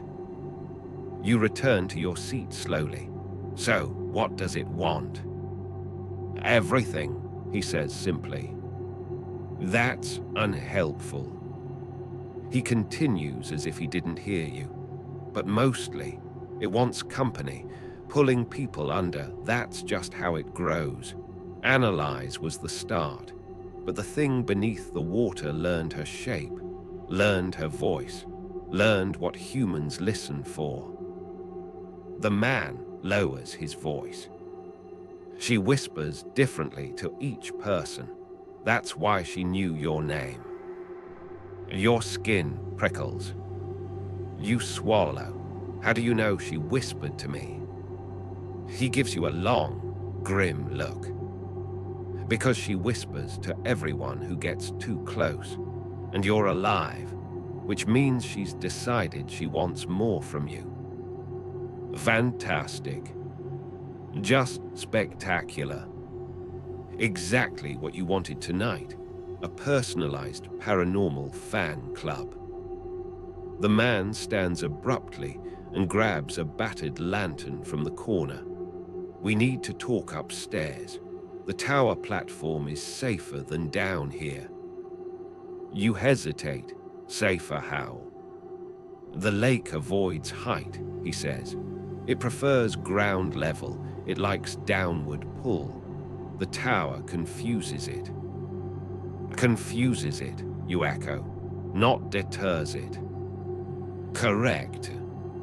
Well, that's comforting. He opens a trapdoor ladder leading upward. You follow because staying in a cabin, the lake is actively flirting with doesn't feel like the superior option. You climb the narrow wooden rungs, the lantern swinging from his hand above you. The air grows cooler as you rise into the tower shaft, dust motes drifting lazily in the light. Halfway up, you pause. You hear it. Not loud, not near, but present. A whisper sliding beneath the floorboards of the cabin below you. A whisper that sounds like, "No, no." Do not complete that thought. Still, the voice curls upward through the wood like steam. Come back. Your blood turns to slush. The man climbs faster. Ignore it. You swallow and force your hands to move.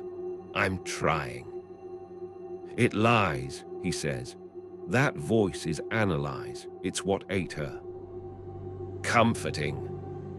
You reach the top. The platform is open air, rimmed with rusted metal railings. Wind brushes your face again, cold, honest, natural. A blessing after the suffocating presence below. You step out beside him and look toward the ridge. The forest below is still deadly calm. No wind. No movement. No sound. But something glimmers between the trees. Water. Pooling where it shouldn't. Creeping. Slowly rising the base of the ridge, like it's tasting its limits again. The man curses under his breath. It's expanding, he whispers, faster than before. You grip the railing so hard your knuckles ache. What does it want now? You ask. He turns to you with hollow eyes. You. The wind stutters, cutting off for half a second like even the air doesn't want to be involved. Your stomach drops. Why me? He shakes his head slowly. Because you heard it, and because you resisted. He takes a shaky inhale. The ones who hesitate, the ones who look back, the lake marks them. You feel faint. But I didn't. You don't understand, I just. He cuts you off with a raised hand. You survived its first pull. You climbed out. The lake doesn't like losing. Your tongue feels thick, so it's hunting me. He corrects you softly. It's reclaiming you. A chill knife cuts down your spine. You step away from the railing instinctively. He doesn't stop you. He looks out over the treetops and adds. And once it decides someone belongs to it, it sends more than whispers. You stare at him. More what? The man turns slowly, lantern flickering across his solemn face. Hands, he says. Faces. People it already took. Your throat closes. It sends the drowned. And just as he says it, something moves at the tree line. Something upright, human-shaped, swaying between the trunks in unnatural marionette jerks. Your breath freezes. Another shape appears beside it. And another. And another. All facing the ridge. All facing you. The man lifts the lantern shakily. "They're coming," he whispers. "But they're not here to pull you under yet." Your chest constricts. Your voice cracks. Then what are they here for? He meets your eyes with dread, so deep it feels bottomless. "To herd you," he says. "To drive you back toward the water." You grip the rail until the cold metal bites your palms. The figures at the tree line stand unnaturally still, as though the forest carved them from shadow and set them upright just to ruin your night. They don't sway with the wind, because there is no wind down there. They don't twitch. They don't stumble. They wait. The lantern's weak glow flickers across their shapes, revealing just enough to make your chest tighten. You can't see faces. Not clearly. But they have them. And you know without the slightest doubt that every one of those faces is wrong. Too smooth in some places, too collapsed in others. The shapes of people who have been underwater far too long. The man beside you exhales through clenched teeth. "They move when you move," he whispers. "They react to pressure, ripples in the air, vibrations on the ground. They're like extensions of it now, nerves and tendons." "That," you swallow, horrifying. "Yes." Two shapes step forward from the tree line, feet dragging across dead leaves with a soft, wet hush. Your voice shrinks to a whisper. "Why aren't they climbing? You said the lake avoids height." "They avoid height," he says, correcting you. "They're its hands, but they're not made of water. They still follow some rules." "Some," you echo. He doesn't clarify. Which, frankly, does wonders for your blood pressure. The first figure takes another step. Its silhouette wavers. It doesn't move like a living person. It moves like something remembering what a person used to be. The man lifts his lantern higher. "We can't stay up here forever. They're waiting for us to come down, and eventually we'll have to." You tear your gaze away. "You said this place was safe." "I said safer." "That's a terrible distinction." "It's the only one we have." You inhale shakily, eyes darting between the shapes gathering below. "So what do we do? Wait them out?" He shakes his head. "They don't tire. They don't lose focus. And the longer we wait, the hungrier the lake gets. So we climb down and, what? Let them push us back toward the water like bowling pins." His jaw works. "That's exactly what they'll do if we're careless." "Well, fabulous." He sets the lantern on a small metal table, then crouches near a steel maintenance box bolted under the railing. There's only one direction it can't push us. "Up," you joke weakly. "North." You blink because the stone ridge goes that way. The lake can't consume the ridge. It's geological, not environmental. Something about the mineral content interferes with its ability to spread.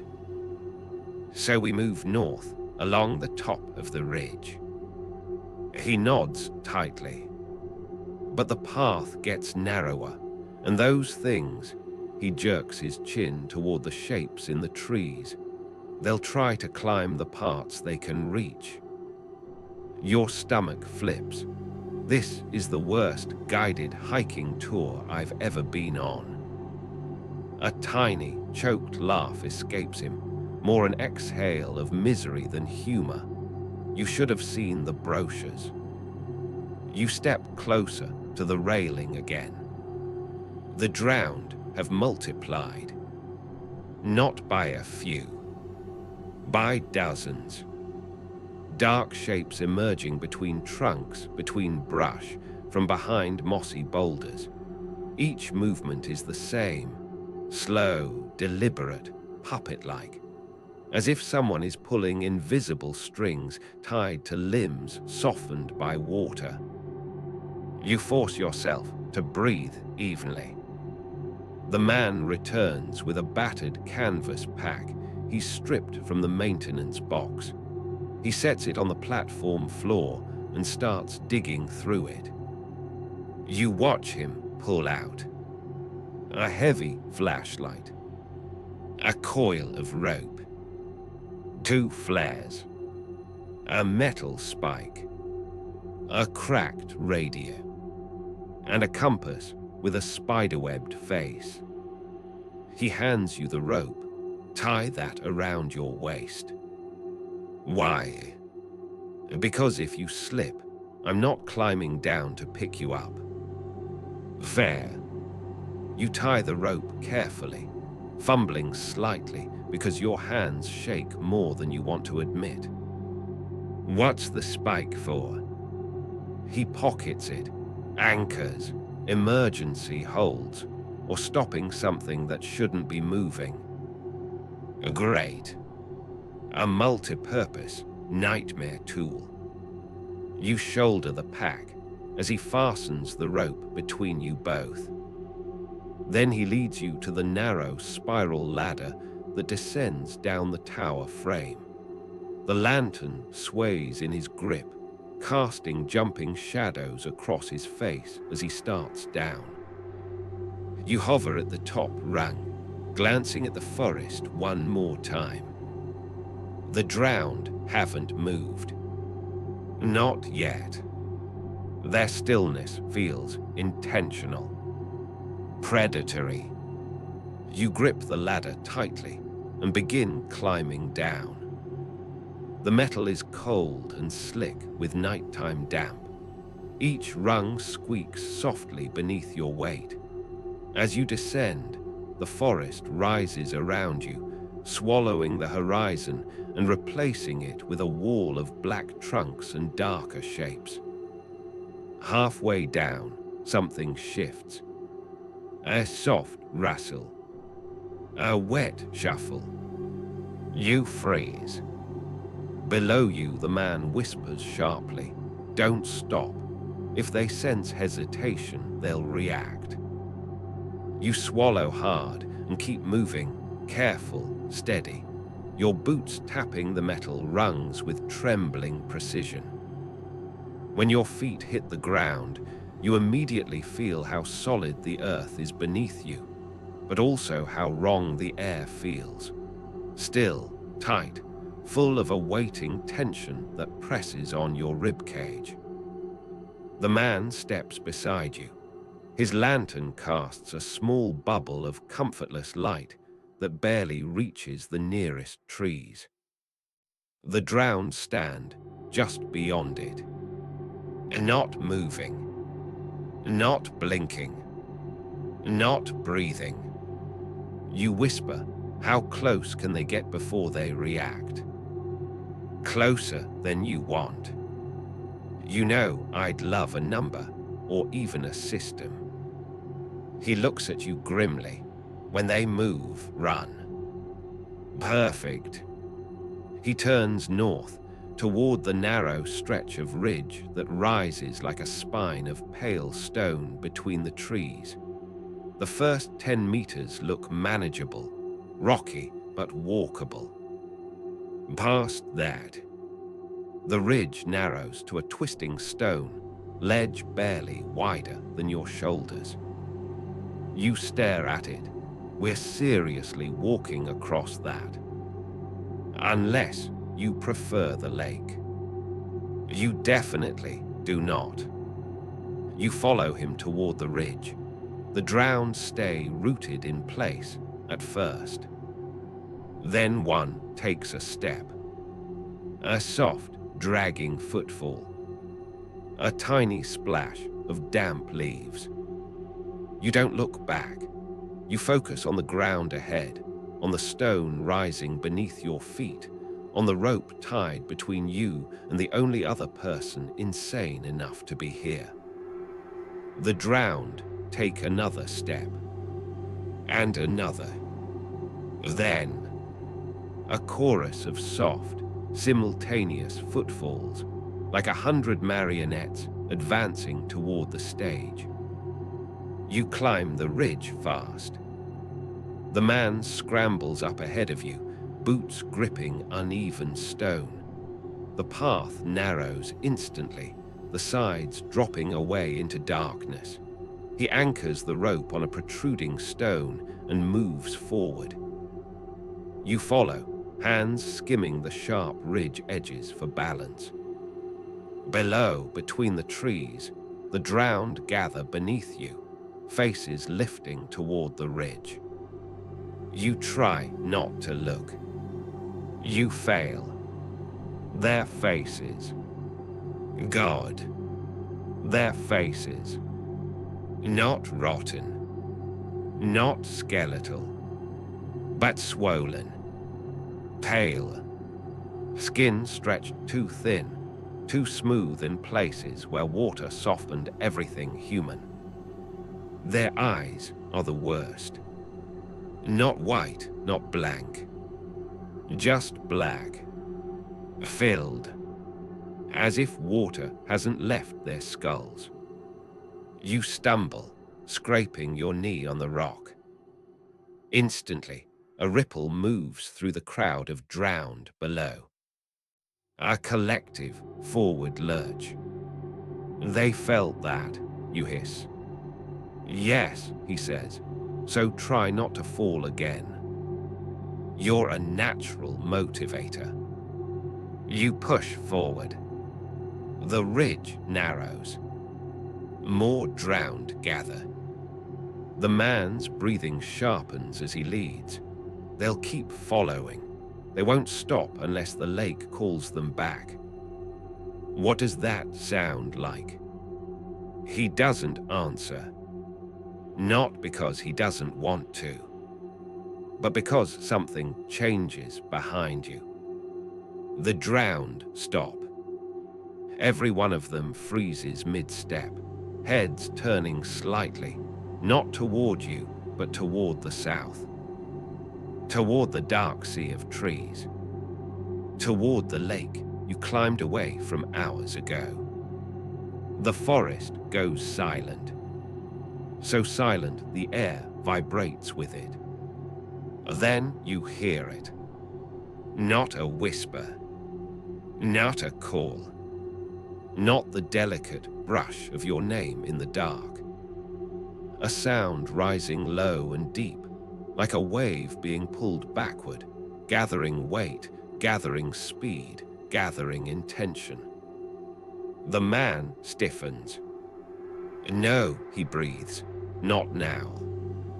The drowned turn toward you again and begin climbing. Up the ridge, up the rocks, up toward you with jerking, unnatural momentum. You backpedal instinctively, boots scraping. What's happening? It's pulling them, he shouts. The lake's calling them to drag you back. You glance behind you. The ridge narrows to a jagged path barely, wider than a balance beam. There is nowhere to go. Nowhere except forward. Toward a section of the ridge that tilts upward like a stone knife. You run. The rope between you tightens as the man sprints too. His lantern bounces wildly, throwing chaotic shards of light across the rocks, across your hands, across the empty drop on either side. Below you, the drowned swarm upward. Silent, relentless, driven by something calling them from deep beneath the earth. The ridge ahead narrows even more, twisting sharply around a jut of stone that rises like a blade. You round the corner and stop dead. The ridge ends. Just ends. A sheer drop yawns before you into a dark valley. Your heartbeat detonates. There's no way across, you shout. The man shoves the lantern into your hands and pulls the metal spike from his belt. There is, he pants, but we'll have to make it. Below, the drowned climb faster. Far behind them, you hear water moving, coming, rushing, answering the same call, driving the drowned forward. You stare at the impossible gap. The drowned claw their way up the ridge. The lake races through the forest like a living tide. And you stand suspended in moonlight, rope tied to a stranger, holding a lantern above a drop that promises nothing but silence. The man lifts the spike, breathing hard. "Hold the light steady," he says. "What are you doing?" He raises the spike over the narrowest point of stone. "Buying us 10 seconds. His words hang in the air like the faint smell of ozone before a lightning strike. Not a what? A who? You sit frozen in the rickety wooden chair, trying to process the shape of that sentence, the weight behind it, the way his voice cracked as if the truth itself were something razor-edged, something that cuts on the way out. Your mouth opens automatically, a reflex built out of equal parts disbelief and exhaustion. "Eh who," you echo, like a person. He swallows, throat bobbing in one tight, painful motion. "Not anymore," he whispers.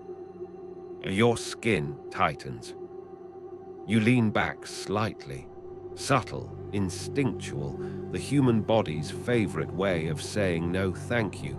This conversation is above my terror threshold. But the chair creaks under your shift, loud enough that he flinches like you slammed a door. You soften your voice. "Okay, then, what do you call it?" He opens his mouth, closes it again. He scrubs a hand over his face, fingers digging into tired skin, and breathes a ragged sigh. "I call it a who," he says finally, because calling it anything else makes it sound like a thing that can be fought. His gaze locks onto yours, steady now, dark, resigned. And you can't fight it. You hear the words. You just don't like them. "So you hide?" you ask quietly. He doesn't defend himself, not even a little. He just nods once, slow. Everyone who's still alive does. That last word, still, hits harder than all the others. You don't want to imagine the count of people who aren't. Outside, the wind shifts. A low, hollow pressure slides under the doorframe. The wood trembles almost imperceptibly, like something outside inhaled gently. The man stiffens instantly. You feel it too. The pull. Very faint. Like static electricity brushing your ankle. You lift your foot off the floor, instinctively. The pull fades. He notices. "You felt that," he whispers, "didn't you?" You nod. He goes pale.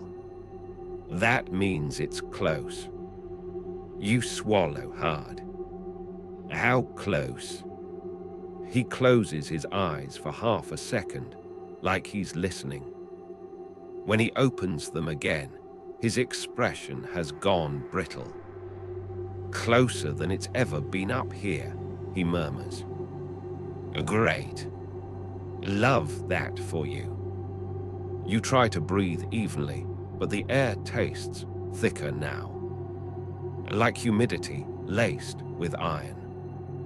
"I need you to tell me what I'm dealing with," you say, forcing calm into your voice. "If you know something, I need actual information, not cryptic monk wisdom."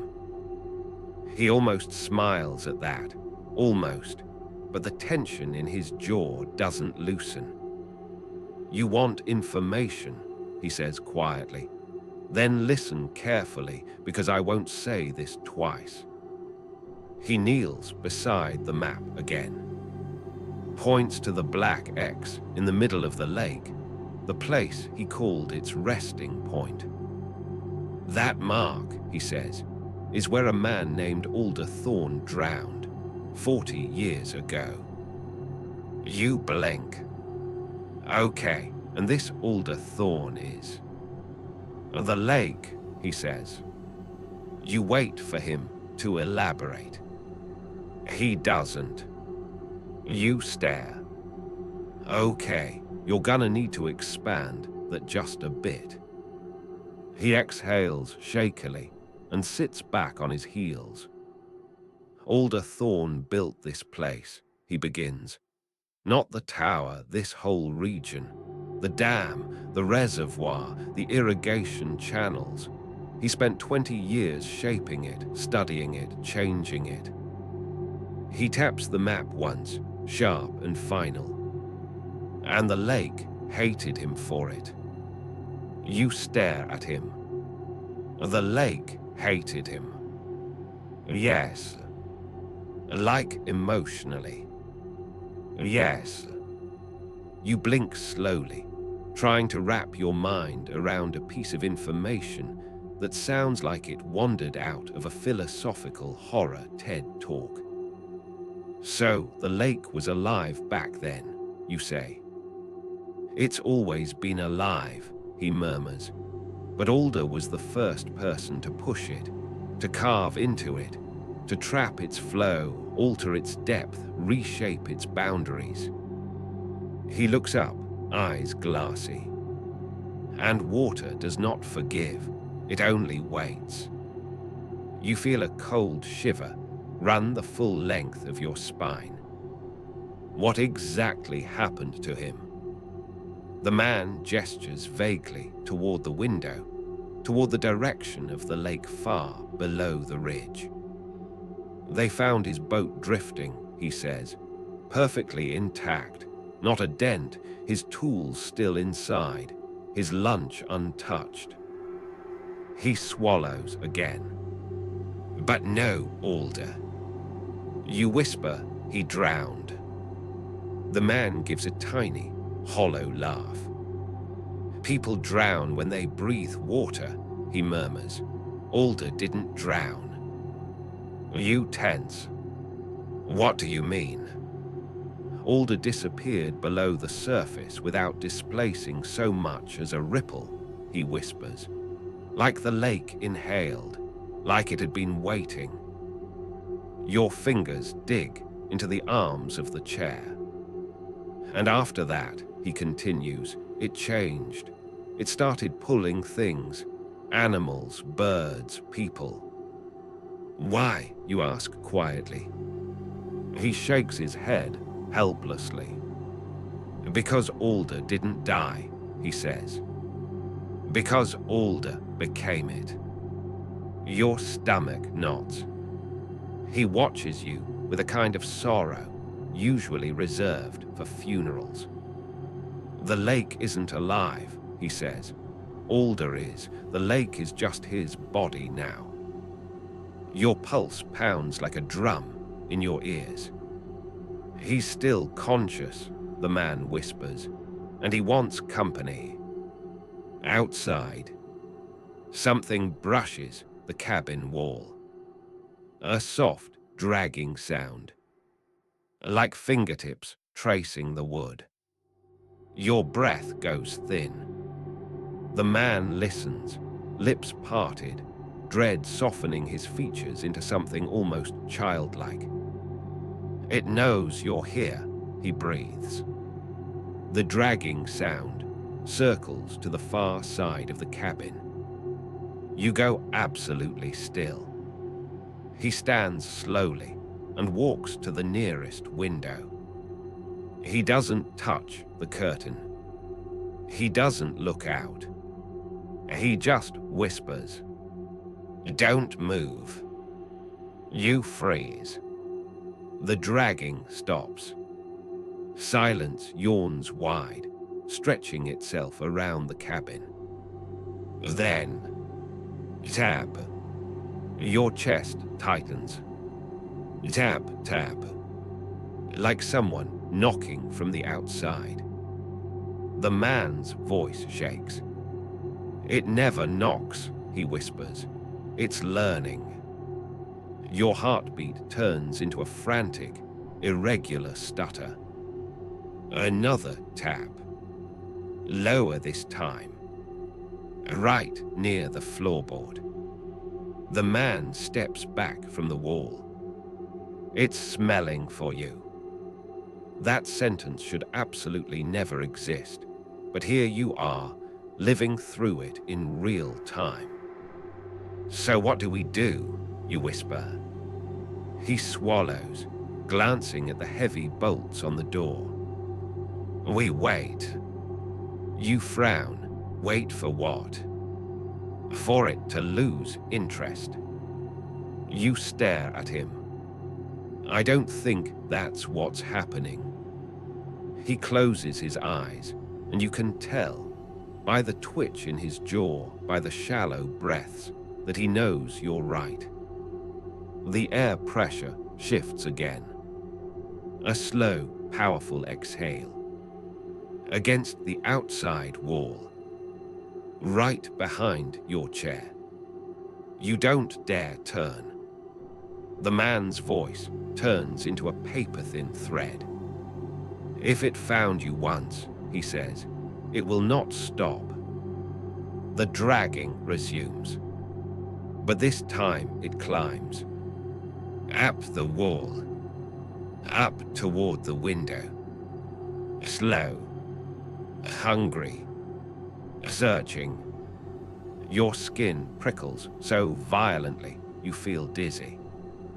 The man grips the edge of the table like he's anchoring himself to reality. Then, the window latch wiggles. Once. Twice. Metal clicking lightly. Your heart slams upward into your throat. He whispers, it knows how. The latch lifts. The window begins to rise.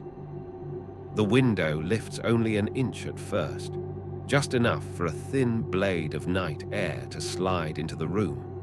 It brushes your ankles, your knees, your bloodstream, cold in a way that feels deliberate, intentional, as if the darkness itself wants to taste you before deciding how to swallow.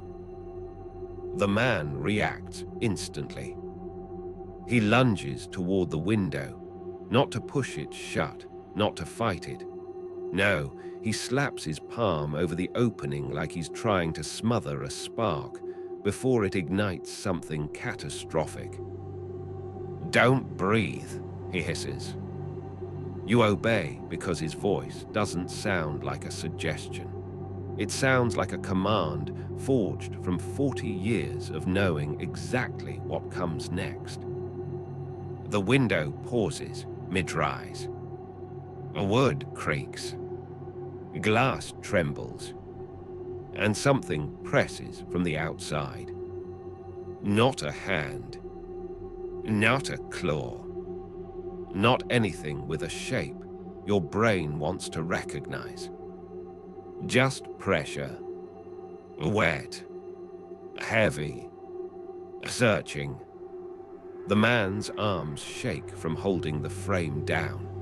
His shoulders bow inward, tendons standing out like cables pulled to their limits.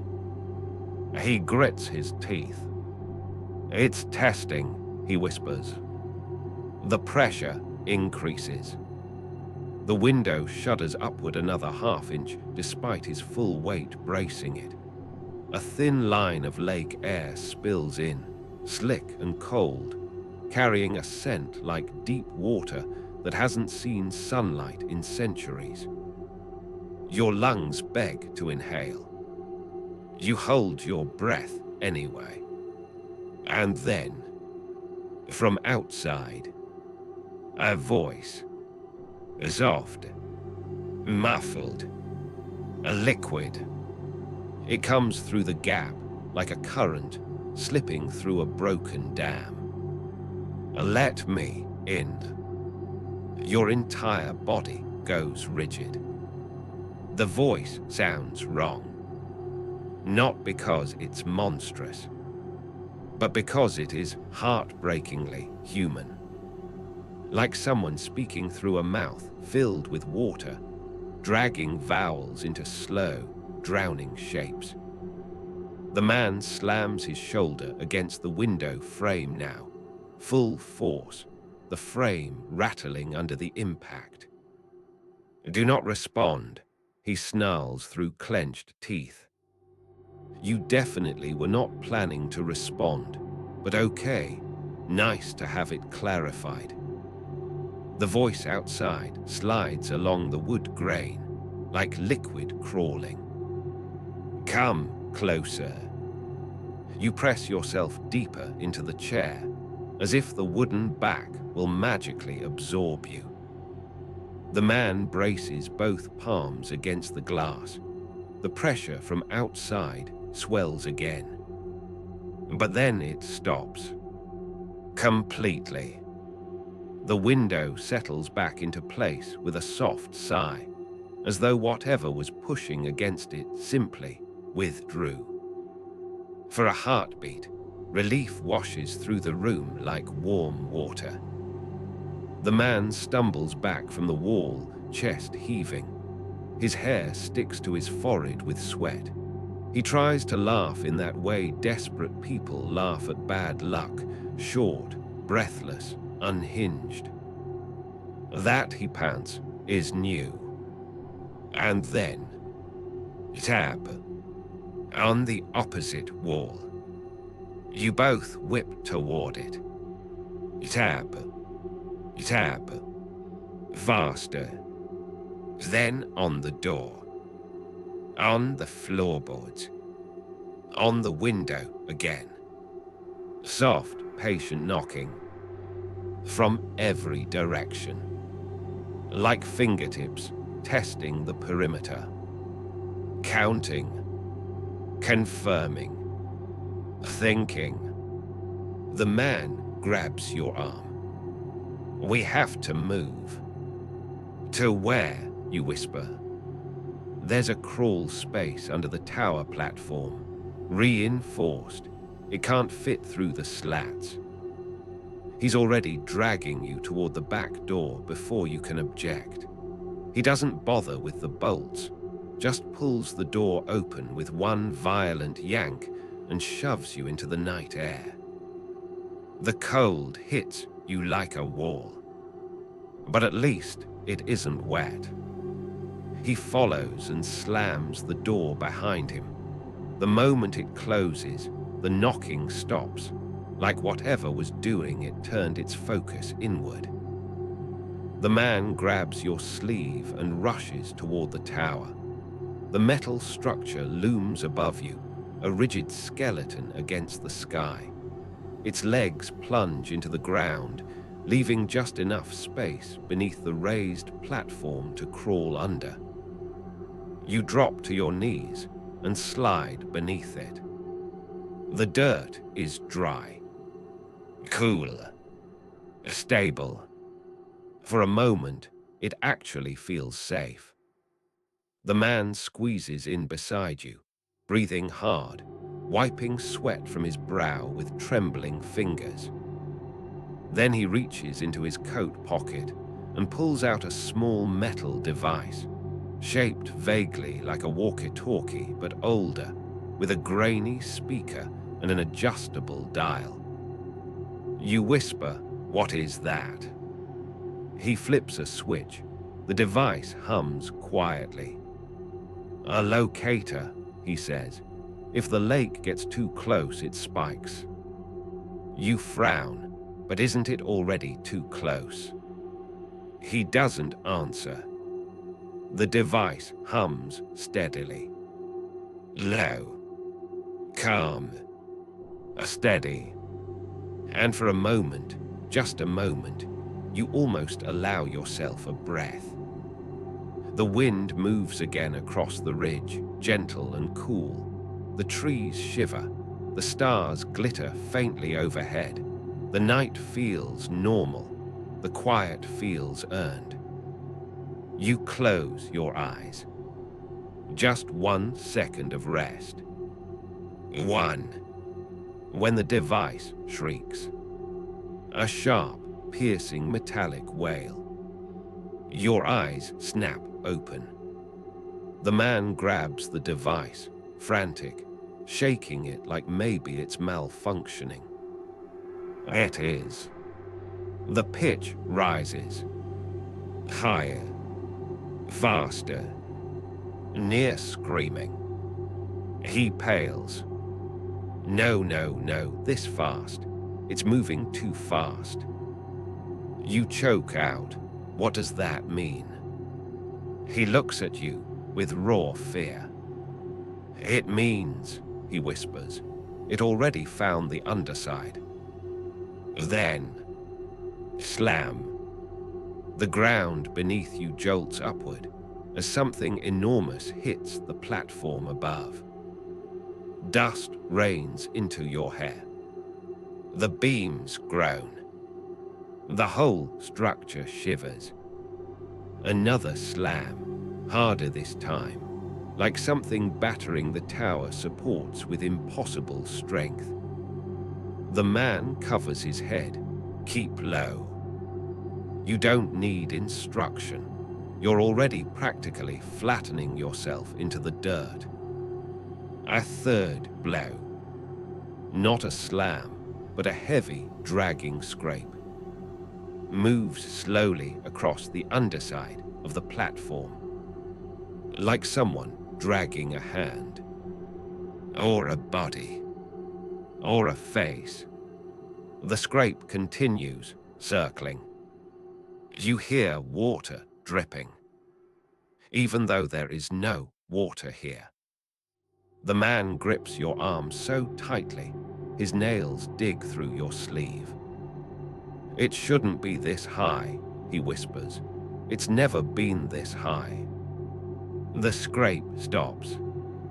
Silence. Absolute. Total. Then, a single fingertip of water slips through the floorboards. Not dripping. Rising. A bead of liquid forms in the space between two slats, swells, and falls in a perfect droplet onto the dirt. It splashes against your hand. It burns cold. Your pulse spikes violently. The man grabs your wrist and pulls your hand away from the droplet. Do not let it touch you, he says, voice cracking. Do not let anything touch you. Another droplet forms. Then another. Then 3 at once. Water begins seeping through the slats overhead. Downward. Like the lake is up there. Pressed against the wood. Trying to push its way through. That makes no sense. That makes negative sense. Physics left the chat. You whisper, "We can't stay here." He whispers back, "We can't go out there." The droplets grow into thin streams. Then, a voice, right above you, muffled through wood, deeper than before. Why run? Cold paralysis clamps around your ribs. The man's breath stutters. The voice seeps through the slats again, each syllable thick and dragging and wrong. Come back. The tower vibrates. More water pushes through, slow at first, then in thin ribbons, forming dark trails that splash onto the dirt. The man fumbles at his belt, shaking hands, grabbing something metal. A flare. He yanks the cap off, and for a split second, you see something in his face. A plan. He shoves the flare into your palms. "Run when I say," he whispers, "not before." What are you going to? Slam. A blow hits the tower leg so hard the entire structure tilts a fraction of an inch. The man curses under his breath. More water drips. More voices whisper. Then, he kicks his way out from under the platform. Standing, exposed. You nearly scream, but he presses a finger to his lips, then points toward the far side of the ridge.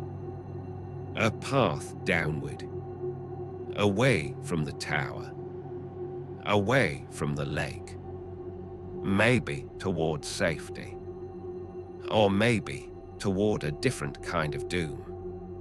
He meets your eyes. When I shout, he says, "Run until you can't breathe."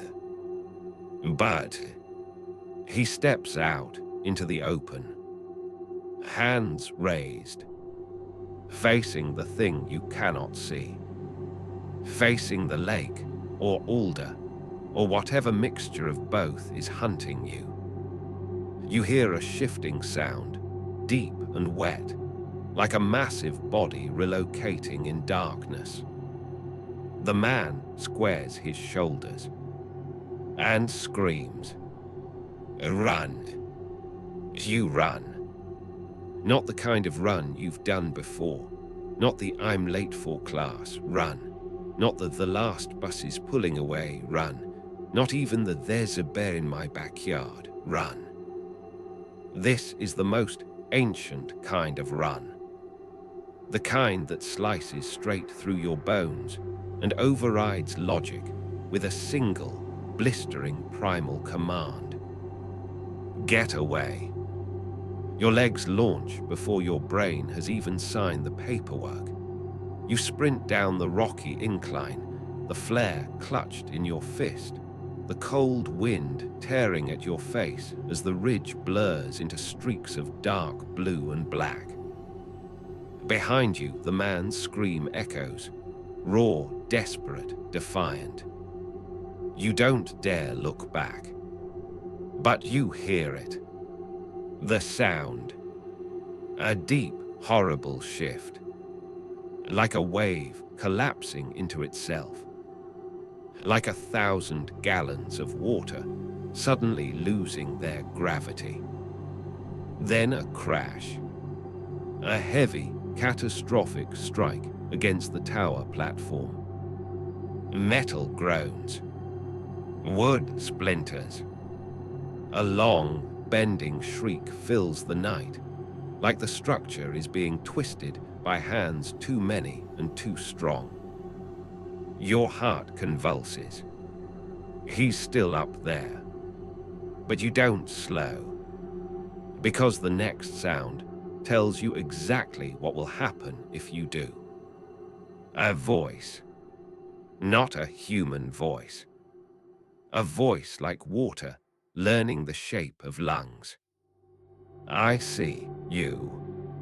Your spine seizes. Your feet nearly tangle. You push harder, gasping, stumbling downhill through loose stone and brittle grass. The ridge path narrows sharply, forcing you to skid sideways to keep from pitching off the slope. Dirt sprays under your boots. Pebbles cascade in tiny avalanches past your ankles. The flare rattles in your grip. You clutch it tighter. Wind whips around you, cold and fast, but not cold enough to match the unnatural chill rising behind you. It's like the temperature drops 5 degrees in a heartbeat. The lake is rising.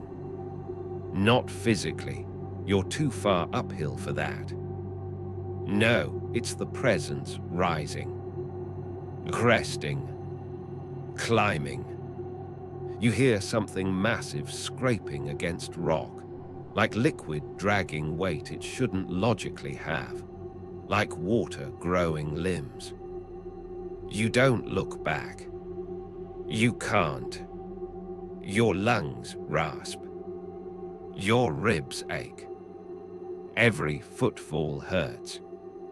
You reach the bottom of the ridge trail, at least the part that isn't sheer drop, and stumble onto a flatter strip of ground lined with dead reeds and hard-packed earth. It's easier to run here, but your legs are jelly, trembling violently. The forest spreads ahead. Black. Dense. Silent. Oh, perfect. Great. Another horror biome unlocked. Lovely. Branches claw at your clothes as you plunge into the tree line. The shadows shift, thickening around you. The air grows damper the deeper you go. Leaves crunch underfoot. A few snap loudly as you shove through them. Behind you. A sound like rushing water. Not flowing. Not streaming. Rushing. As if something enormous is forcing its way between the trees. The bark near your shoulder explodes. Not from impact, but from sudden moisture swelling inside it. The wood warps, bulges, and splits with a wet crack. Your pulse spikes to a painful pitch. It's pushing through the forest, not moving around obstacles, moving through them. You sprint harder. Branches whip your face. Roots rise like traps. The ground sucks at your boots in soft patches. A low, vine-covered log appears at the last second, and you leap it, barely clearing its slick surface. Another sound behind you. Stop. The voice is louder this time. Clearer. Closer. You choke on a breath. Stop and look. No thank you. 0 stars. Would not recommend. The woods grow thicker still, the canopy closing so tightly that only thin slivers of moonlight slip through. The air cools further. A strange mist coils at the base of the tree trunks, drifting low and pale. You know what happens when mist shows up in horror stories. Nothing good. Nothing ever good. Your legs burn. Your breath tears in and out of your chest in ragged bursts. And then, up ahead, a break in the trees. Light, faint, golden, a shifting, a building, a cabin, a house, another ranger station. You squint through the branches. No, A bridge. A small wooden bridge stretching over a narrow ravine. Lanterns hang on either side, old-fashioned metal lanterns, glowing with warm, flickering light. You sprint toward it like salvation itself is waiting on the other side. But halfway there, a splash echoes behind you. Not a small splash, a colossal one, like something huge landed in shallow water. The ground trembles beneath your feet. Your breath stutters, and then you feel it again. The pull, gentle at first, barely noticeable, like a soft hand brushing your back. You keep running. The pull strengthens. Your heel drags. You dig your toes in and lurch forward, but the force doubles, gripping your whole body, torso, shoulders, chest, spine, like the gravity behind you suddenly decided you belong to it. No, no, no, you gasp. You throw your weight forward. Push into the run. Fight the invisible tug. But your momentum slows anyway. The lake is nowhere in sight. But older doesn't need to be. A cold, wet wind whips around your legs, curling up your calves like fingers. You stumble. The lanterns sway on the bridge. The beams of light shake wildly. You're 10 feet from the entrance. 7, 5. Then, the pull jerks you backward half a step. Your shoulder snaps with pain. You nearly fall. Something moves in the corner of your vision. A shape formed of shadow and water. A figure, tall, proportioned almost like a man, but made of shifting currents, ripples sliding where muscle should be. Your heart almost stops. You don't look at its face. You can't. Every instinct screams not to. You bolt the last 3 steps and leap onto the bridge. The pull surges violently. A desperate, angry yank. Like something trying to rip your spine out through your back. You scream. But the instant your feet hit the wooden boards of the bridge, the pull cuts out. Just gone. Like someone turned off a switch. You collapse forward, hitting your knees, catching yourself with one trembling hand. The lanterns steady. The night stills. Your breath comes in ragged, stumbling gasps. You turn slowly, terrified, expecting the water figure to be right behind you. But it stands at the edge of the forest, not crossing onto the bridge. The mist pools around its feet, curling like smoke. It's tall, 6 feet, maybe more. Its body shifts constantly, ripples forming and dissolving, limbs bending slightly wrong, like someone approximating a person from memory. You finally see its face, half-formed, like someone's reflection in disturbed water. A mouth that doesn't move right. Eyes too deep. A shifting imprint of features that almost resemble. Older, you whisper.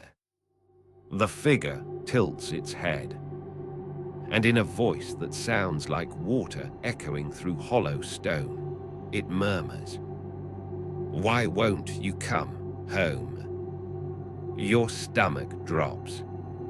The figure steps forward and stops at the start of the bridge, as if something bars its path. You see it then. The wood beneath your knees. The old carved sigils etched into the planks. Faded ancient markings. Worn down but still visible. The figure reaches out a hand made of swirling current. And the air hisses. Steam rises from the spot where its fingers meet the boundary. It recoils. Slowly, it lowers its arm. Then its head sinks, almost in sorrow. "Come back," it whispers. You take a shaking step backward. Another. The figure watches. Then, as silently as mist dispersing, it collapses into water. A splashless fall. A shape dissolving. The liquid spreads across the forest floor, then drains downward into the earth. Impossibly. As if gravity suddenly remembered it's in charge. The woods go silent. Utterly silent. You stand on the bridge, shaking so violently the lantern nearest you sways. You swallow. The carved markings underfoot pulse once. Faintly, as if acknowledging you. A barrier. A threshold. A line the lake cannot cross. You step further toward the center of the bridge, heart pounding. But then, a sound behind you. A soft, broken cough. You spin, and in the far lantern glow, on the opposite side of the bridge, the man from the tower stands. Alive. Barely. He's soaked to the bone, clothing plastered to his skin, water dripping from his hair, his sleeves, his fingertips. He sways on trembling legs, gripping the railing to keep upright. You gasp his name, even though you never learned it. He lifts his head. His eyes meet yours, and your stomach twists into a hard knot because those eyes.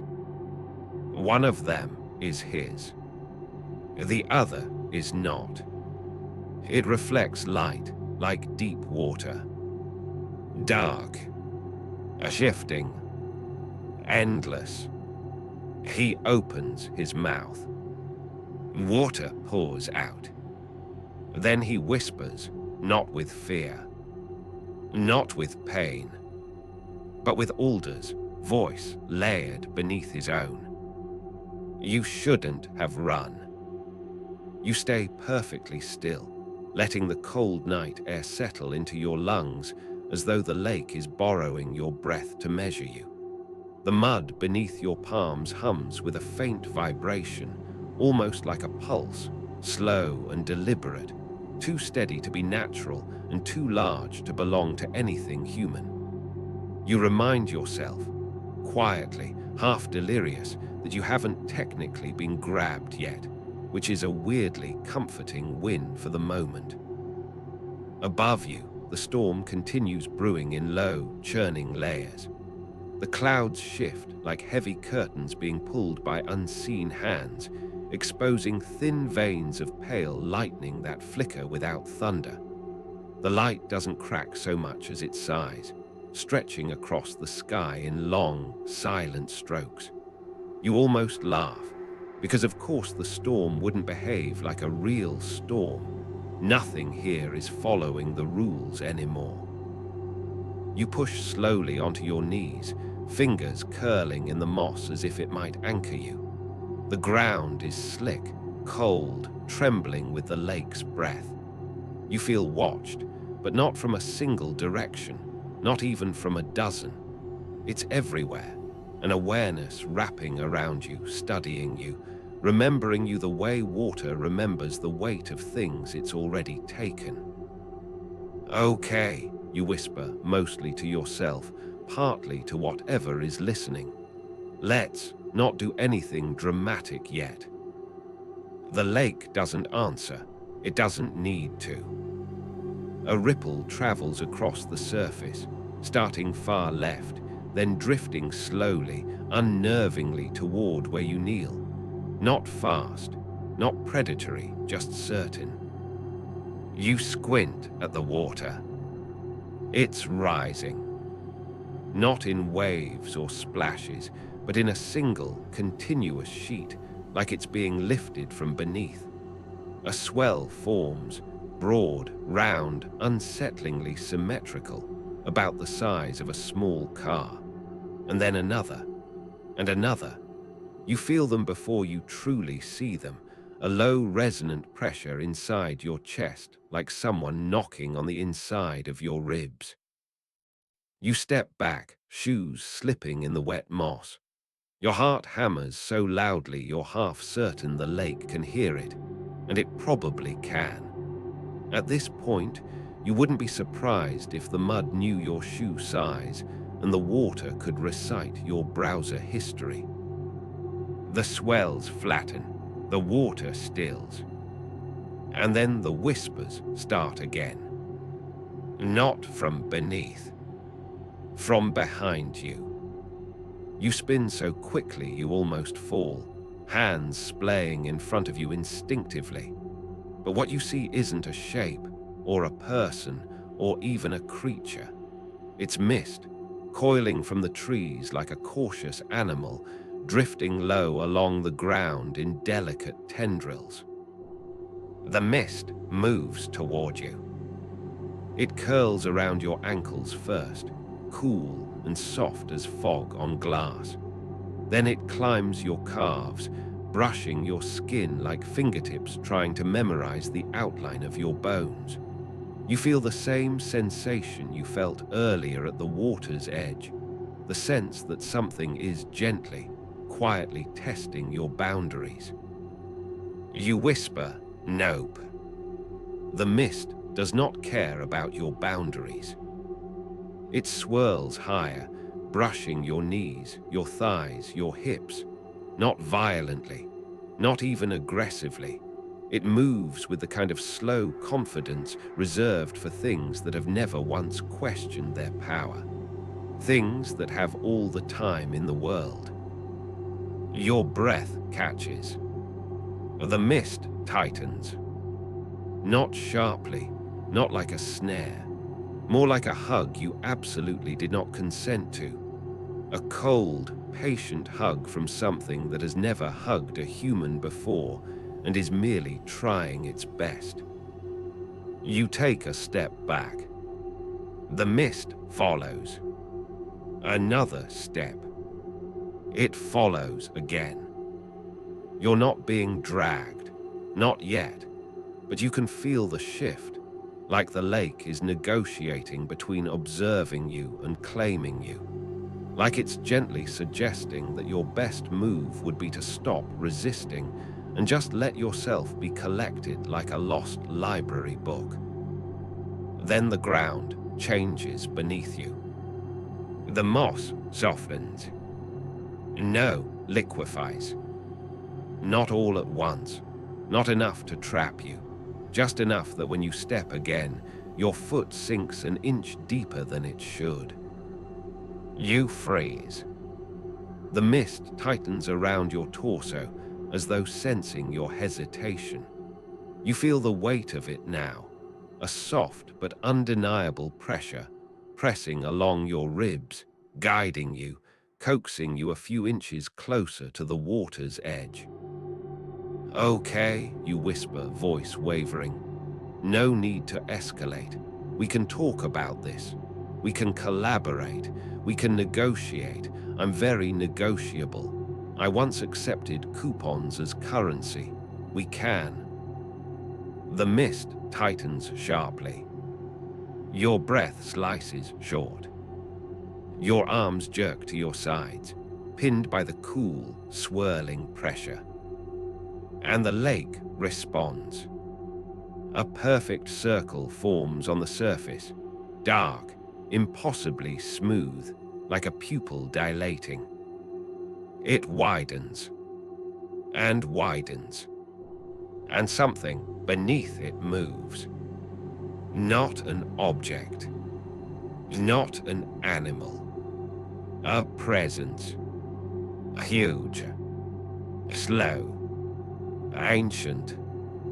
The water bends around it like fabric around a rising shape.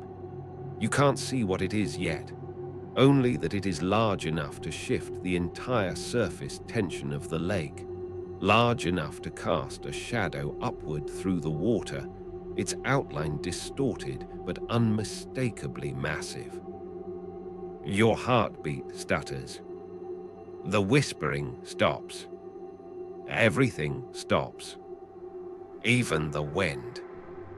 It feels like the world has paused to make room for the thing beneath the surface. Then softly, so softly you almost miss it, the water says your name. Not in a voice, in a ripple. A soundless vibration. A feeling. Your knees almost buckle, not out of fear, though you have more than enough of that, but because the sensation is so precise, so intimate, so unmistakably directed at you that for a moment it feels like the lake is touching your mind the way the mist touched your skin. It knows you. It is calling you. The mist tightens again. You're pulled, not dragged, but coaxed, 2 slow, reluctant steps toward the water. The ground liquefies further, the moss thinning into sludge, gripping your shoes like soft hands rising from underneath. Your next breath trembles. You are 3 steps from the edge now. The circle in the water expands once more, an iris widening, revealing a deeper darkness beneath, a depth so black it feels like looking into a mouth that never ends.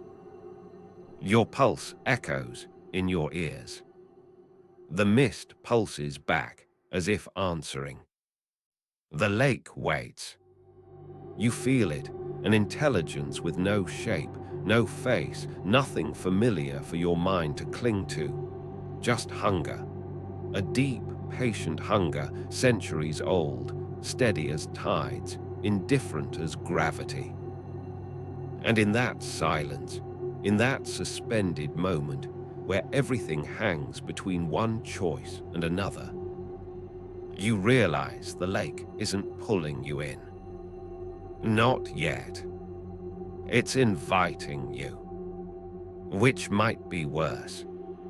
Your feet tremble on the soft ground. The mist braces around your ribs. The water breathes in.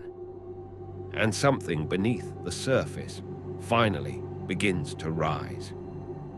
The shape beneath the water rises slowly, so slowly that at first you're convinced you're imagining it, the way shadows stretch and distort, the way your eyes try to make sense of things that shouldn't be visible at all. But the lake gives you no room for doubt. The darkness is climbing closer to the surface in one long, deliberate ascent. The stillness becomes unbearable. The mist around your ribs stops tightening, stops guiding. Instead, it simply holds you in place, like it wants you steady for whatever is about to happen. And somehow that feels worse. You take dragging over gentle positioning any day. The water bulges. Not like something breaching. More like something drifting upward, while everything else parts around it. A slow dome rises, a curvature of darkness beneath the surface, so vast it warps the reflections of the trees. The scale is impossible. You feel it before you see it fully, the deep vibration rolling through your legs, up your spine, settling behind your sternum like the heartbeat of a thing too old to remember its origin. Lightning flashes silently overhead, outlining the lake in a momentary wash of silver. And in that instant, you see it. Not the whole thing, never the whole thing. Just an eye the size of a dining table. Black, glossy, unblinking. So still it looks carved from obsidian. The surface film of the water ripples against its curvature as the massive sphere stops rising and simply looks at you. You freeze. Breathing becomes a negotiation. Every instinct in your body screams at you to run, but your legs are still held firmly by the soft, steady grip of the mist, which now feels less like a captor and more like something bracing you so you don't collapse. The eye doesn't blink. It doesn't move. It just waits. And inside that impossible stillness, you start to realize something that chills you more than the cold air, more than the water, more than the ancient awareness resting beneath it.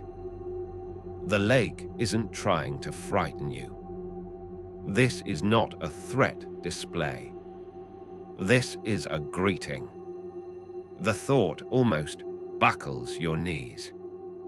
You swallow hard, your throat dry, your voice barely a whisper when you murmur, "Hi, I guess."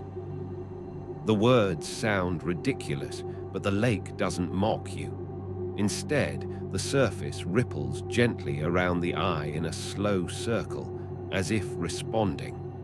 You feel the vibration again, subtle, directed, like a question formed without sound. And then you feel something else. A pull. Not physical. Not yet. A pull inside your mind, a soft tug, like the lake is trying to unfurl something hidden deep within your memories. Your vision tightens at the edges. For a moment, everything narrows to the center, to the eye watching you. Images flicker behind your eyelids. A rowboat. A lantern swaying.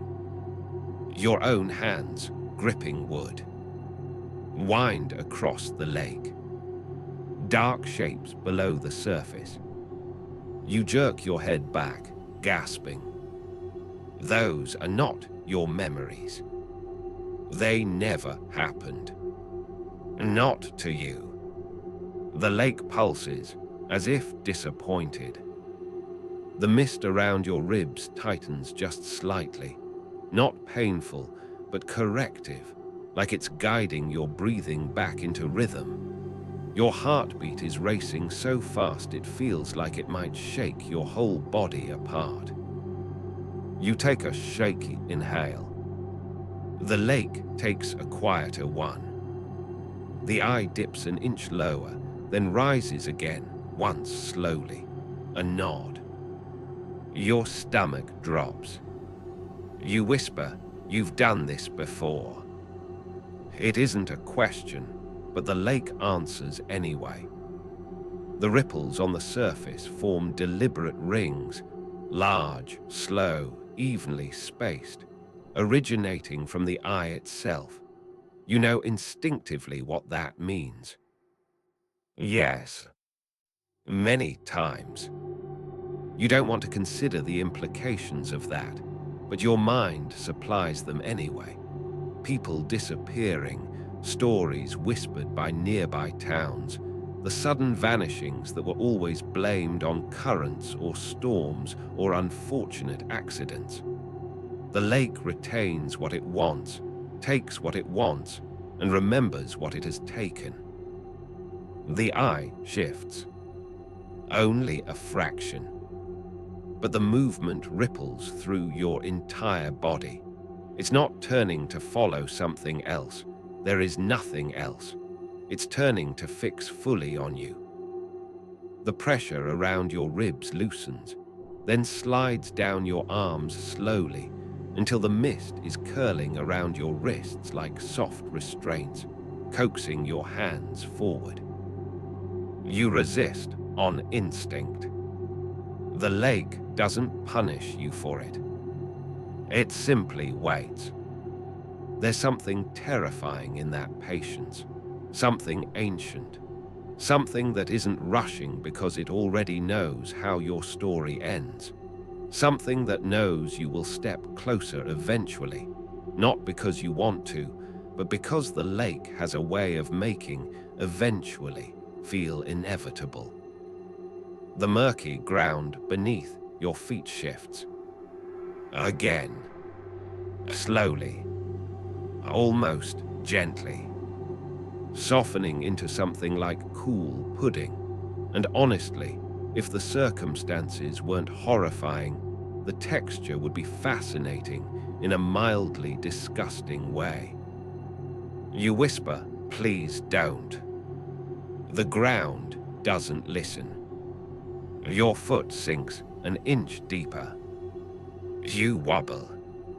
The mist steadies you like a pair of cold, invisible hands pressed lightly at your back. Your breathing becomes shallow. The lake's surface darkens to an even deeper shade of black, as though something enormous has moved beneath it, altering the light. The eye dips a few inches under, then rises again, never breaking eye contact. Then it speaks. Not with sound, with memory. Images hit you in a wave, sharp, vivid bursts of memory that aren't yours. A wooden dock, a lantern's glow, bare footsteps on wet planks, a quiet voice saying, "I think it wants to show me something." A splash, a scream that cuts off too fast. A silence. You yank your head away, clutching your temples. The mist tightens reflexively, steadying you so you don't collapse into the mud. Cold echoes shoot across your scalp, and for a moment, you swear you can feel the memory dripping down your spine like lake water. You whisper, "No, not mine. Stop." The eye opens wider. Is that possible? It seems to stretch slightly, widening its gaze, a dark, glossy orb reflecting lightning without ever blinking. You feel something in it, curiosity, maybe, or patience, or the kind of hunger that doesn't rush because it knows time cannot defeat it. Your knees shake. The lake breathes in. You feel the air around you shift, pressure building low and heavy like deep ocean tides, preparing to roll inward. Your weight tips forward. Not much, half an inch. But enough. The mist moves with you. It doesn't push. It doesn't pull.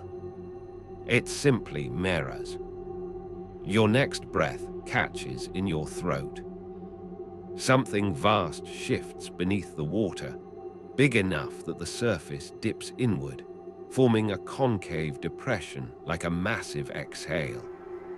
Water slides toward the center, spiraling into the subtle bowl that appears only for a moment before smoothing out. Your blood turns to ice.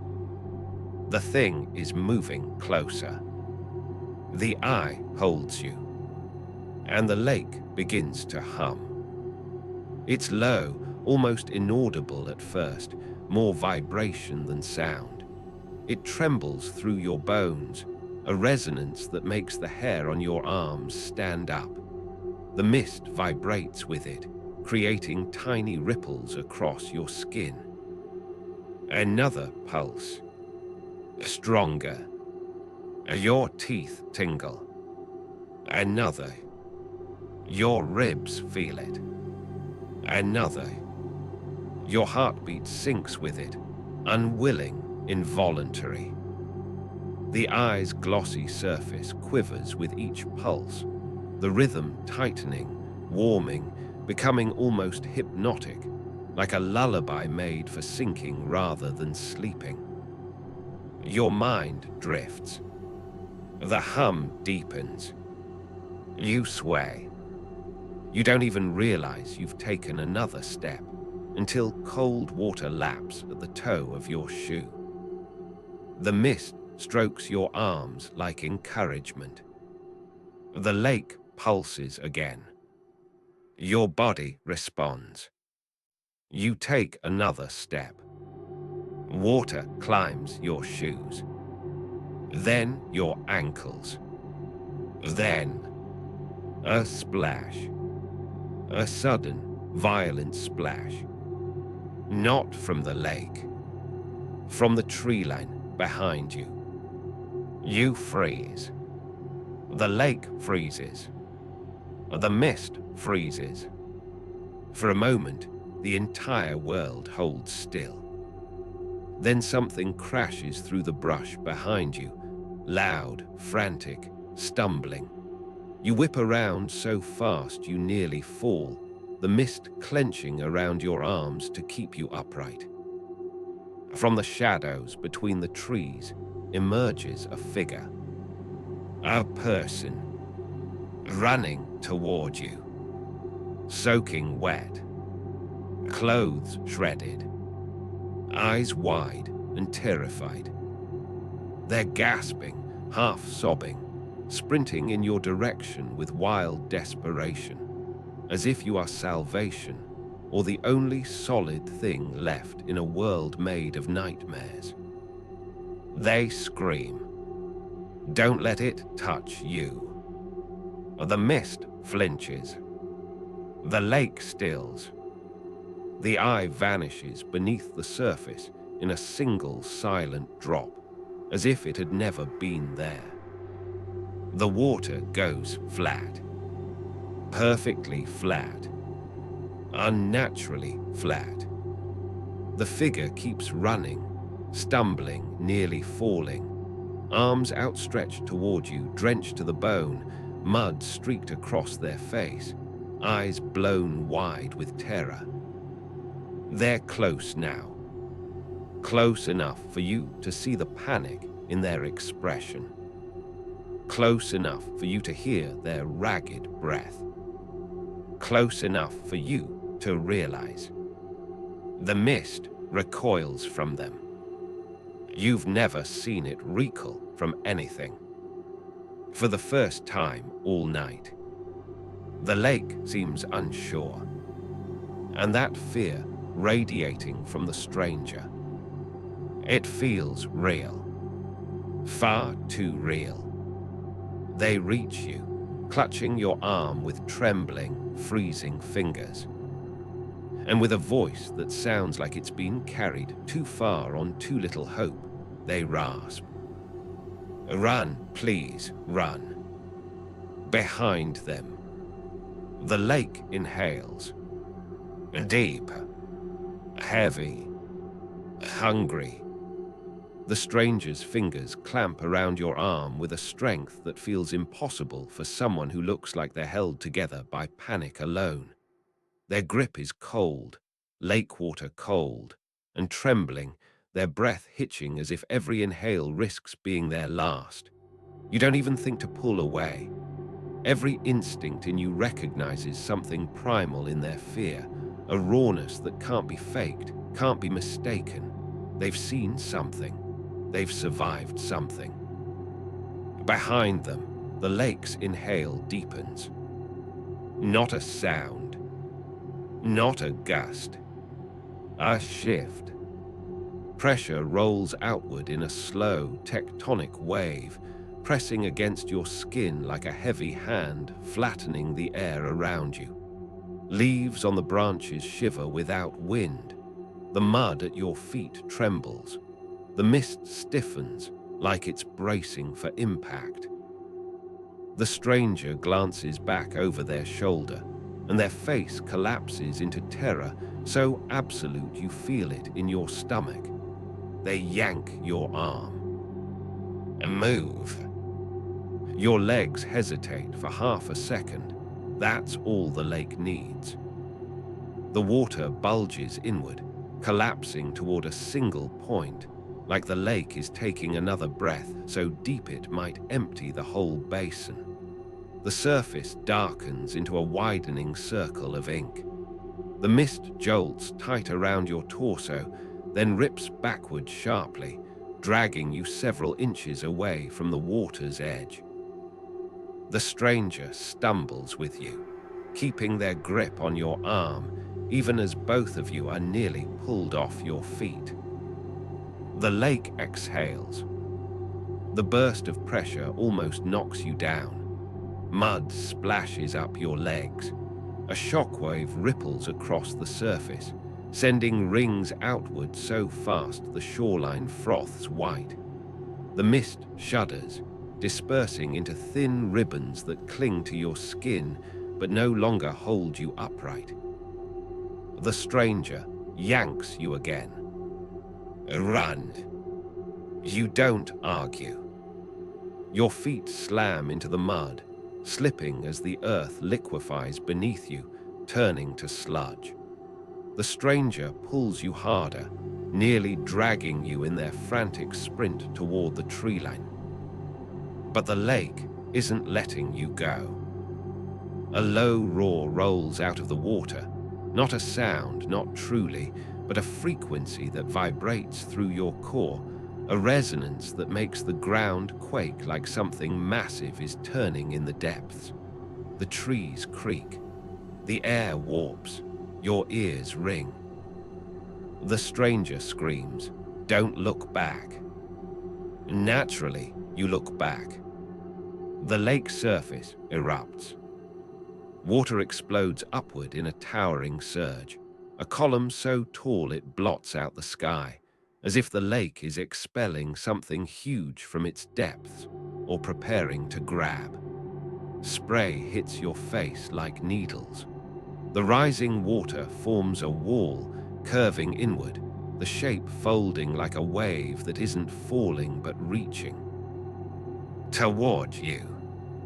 The mist darts around your legs, swirling in frantic spirals, as if unsure whether to push you or pull you.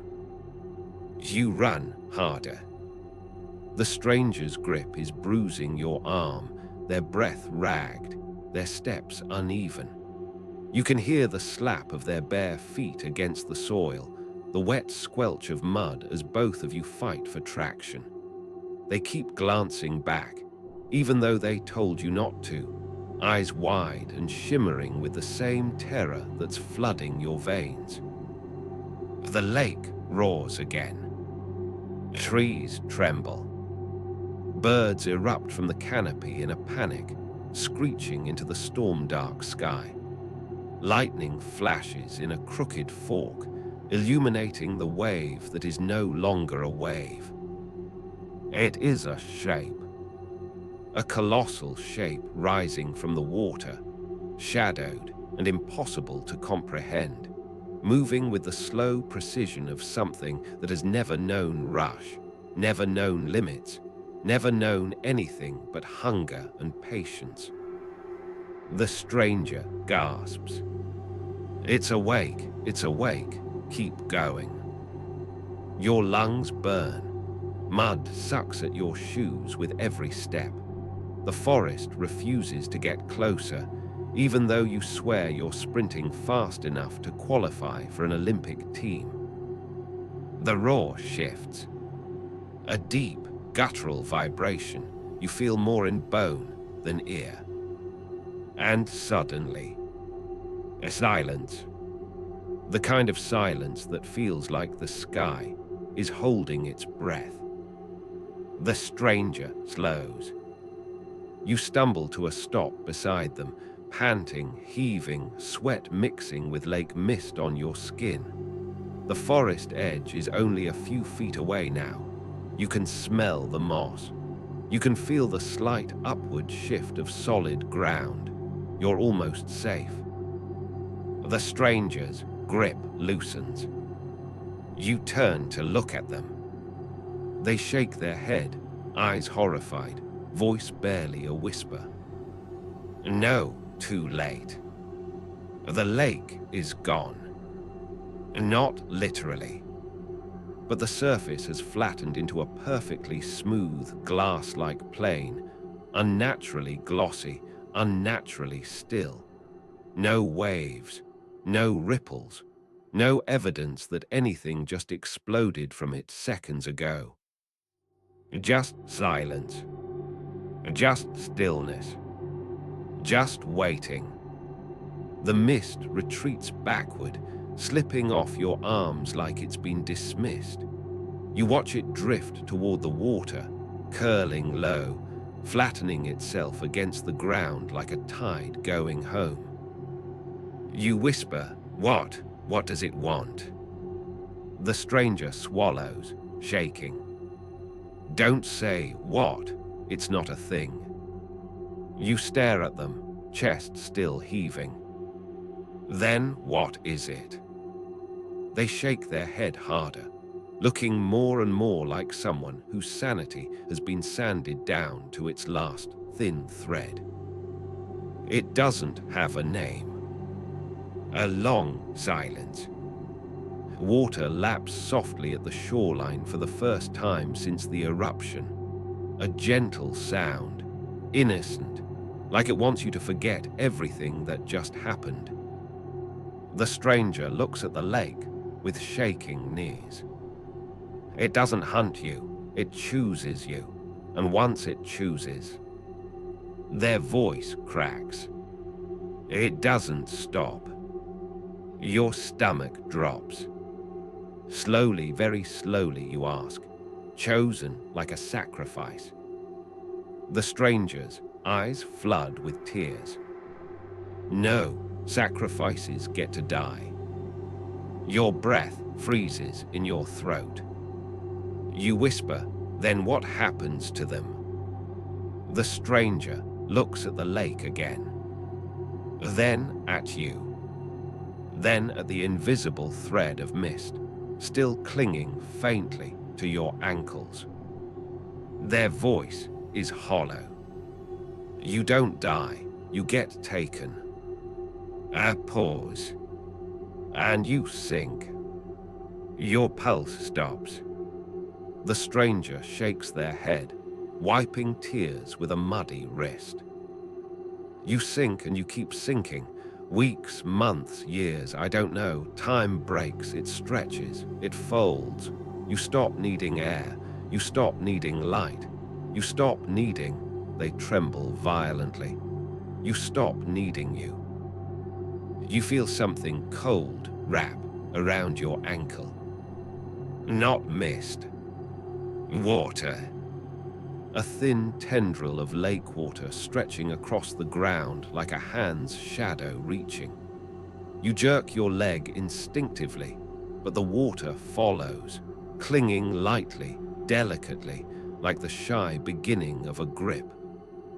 The stranger's eyes widen. It's calling you. You feel it. Not as sound. Not as memory. As a pressure inside your chest, soft, persistent, coaxing, like someone is gently pressing on your ribs from the inside, guiding your breath, matching it to the slow rhythm of the lake. You whisper, barely audible, "Why me?" The stranger's face falls. Their voice shakes. It always chooses the ones who listen. Your stomach twists. You didn't listen. Not intentionally. Not on purpose. But you heard it. You responded to it. You let it show you things. And now, the lake stirs. A faint ripple. a soft pulse against the shore. Then, a voice, faint, wet, not spoken aloud, not imagined. A whisper inside your mind, like a handful of water poured gently into your thoughts. Come back. The water tightens around your ankle. Not painfully, not forcefully, just patiently. The stranger steps in front of you, trying to block the tendril of water with their body, arms spread like a shield. Their voice cracks. No, you can't have them. The lake whispers again. Come back. The tendril thickens, sliding up your leg. You stumble backward. The stranger grabs your shoulders. Run, please. It doesn't chase far from the shore. If you get to high ground, if you get far enough, it might stop. For tonight, maybe. You stare at them. Did it stop for you? They close their eyes. It never stops. The water coils higher. The lake pulses. And somewhere far below the surface, something enormous begins to rise again. The tendril of water tightens around your leg, not violently, not with the sharp yank you've been dreading, but with the slow, confident firmness of something that already believes you belong to it. The cold climbs your calf like fingers lacing upward, deliberate and patient. You stumble back, gasping. The stranger grips your shoulders harder, their fingers digging into your skin. Don't let it pull you, they whisper, voice cracking. Don't think, don't listen, just move. But the lake is already thinking for you. The whisper inside your mind grows warmer, closer, almost tender. Come back. Come closer. Come home. Your breath shakes. No, you whisper. The lake disagrees. The water around your leg pulses, one heavy heartbeat, slow and final. The mud under your foot loosens, sucking downward as if the ground itself wants to deliver you. You feel the drag not just on your body, but somewhere deeper, like the lake is pulling a thread that runs from your chest straight down into the depths. The stranger moves quickly. They grab a loose branch from the ground, thin, jagged, barely useful, and begin slashing at the water around your leg.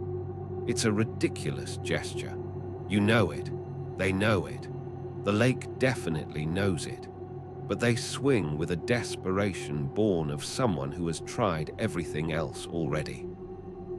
The water reacts. It recoils from the branch, not in pain, not in fear, but in annoyance, like a massive creature flicking off an insect. The tendril loosens for a fraction of a second.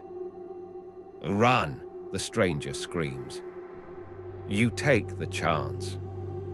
Your foot tears free with a wet pop, mud spraying. You turn and sprint, your legs trembling, your breath a jagged mess in your throat. The forest is only steps away, real ground, solid ground. You can almost feel dry roots waiting under your feet, ready to anchor you. But the lake isn't done. The surface behind you ripples into a long, rising wave. No crash, no foam, just a sheet of water lifting upward like a liquid arm preparing to reach again. The air pressure thickens around you, heavy, vibrating. The stranger runs beside you, stumbling, dragging a leg that seems unnaturally stiff. Don't stop, they wheeze. Don't look back. The lake whispers a third time. Not a call. not an invitation. A command. Stop. Your muscles seize. Your foot freezes mid-step. Your breath halts in your throat. For a terrifying second, your whole body is suspended, caught between motion and stillness, between land and water, between yourself and something that no longer feels external. The lake breathes in. You feel your weight tilt backward. The forest edges blur, darkening as if you're slipping into a tunnel. The trees seem to pull away, receding, shrinking, like the world is rearranging itself to leave you with only one direction. Backward, downward, toward the lake. The stranger screams your name, your real name this time, the one you never told them, which sends a shock of cold terror up your spine. They grab your arm again. Fight it. But how do you fight gravity? How do you fight water? How do you fight something that has already touched your mind? The lake tightens its grip on your thoughts, wrapping around you like a cold ribbon. You belong. You're chosen. Don't struggle. Just sink. Your knees weaken. Your vision blurs. You feel the lake tugging, not your limbs, not your body, but the deep part of your awareness that moves before you think, the part that decides before you decide. The stranger slaps you. Hard. The shock snaps your breath loose. You gasp, stumble, and the world slams back into motion. Pain blossoms across your cheek, warm and sharp and shockingly helpful. You don't have time to thank them. Together, you run. Your legs scream with every step, muscles threatening mutiny, lungs burning, throat raw. But the forest is closer now, branches within reach, the scent of pine thick in your nose. The ground firms beneath you. Roots rise underfoot. You leap across a fallen log, and something grabs your ankle. Not water. Moss. Thick, ghost-pale moss, animated like fingers clamping around your skin. You crash forward onto your hands, grit and bark slicing into your palms. The stranger whirls back. No, no, no, let go. They rip at the moss, tearing chunks away, but more grows in its place, crawling across your shoe like pale worms. You choke on panic. The lake didn't follow you, but the forest floor did. You kick hard, twisting, dragging your leg across the dirt. The moss clings, tightening like a vice. The stranger jams the broken branch under the mass, prying, hacking, screaming. They snap off handfuls of the stuff, flinging it away, until finally the hold loosens enough that you can wrench your leg free. You both stumble deeper into the woods. The trees gather around you, shadows thickening, branches weaving tighter overhead. Your foot throbs with every step. Your palms sting, your lungs ache, but you run. Behind you, the edge of the forest shifts. Not the trees, the shadows. The darkness between trunks thickens, pulling inward, gathering like a tide, rising between bark and root. The stranger grabs your wrist. Don't stop, higher ground, higher ground. You climb a small ridge, your legs shaking. The ground hardens beneath you, solid earth, granite veins, dry soil. You feel it. For the first time all night, you feel something that cannot easily be swallowed. The stranger collapses against a tree, sliding down its trunk, trembling. You bend over, hands on your knees, gasping, heart trying to punch its way out of your ribs. Silence spreads through the woods. Actual silence. The kind that isn't watching you. The kind that isn't breathing with you. You wait. Minutes pass. The lake doesn't come. The shadows retreat to where shadows belong. Nothing reaches for you. Finally, the stranger lifts their head, eyes haunted, voice hollow. You made it for tonight. Your stomach drops. For tonight. They nod slowly. It doesn't give up, not once it chooses you. You can run, you can hide, you can climb mountains if you want. They swallow, voice small, but the pull never stops. A cold wind slides between the trees. Your ankle tingles. Faintly, like distant fingertips brushing your skin. The stranger looks at you with something like sorrow, something like helplessness. It will call again. You don't respond. You can't. Because deep inside your mind, buried in that dark, quiet place where thoughts form before you notice them, you feel it. A soft ripple. A gentle pull. A whisper. Soon. The forest settles around you like a tired animal folding into sleep. The wind thins, the leaves quiet, the sky above the branches carrying the faint grey hint of an approaching dawn. You inhale slowly.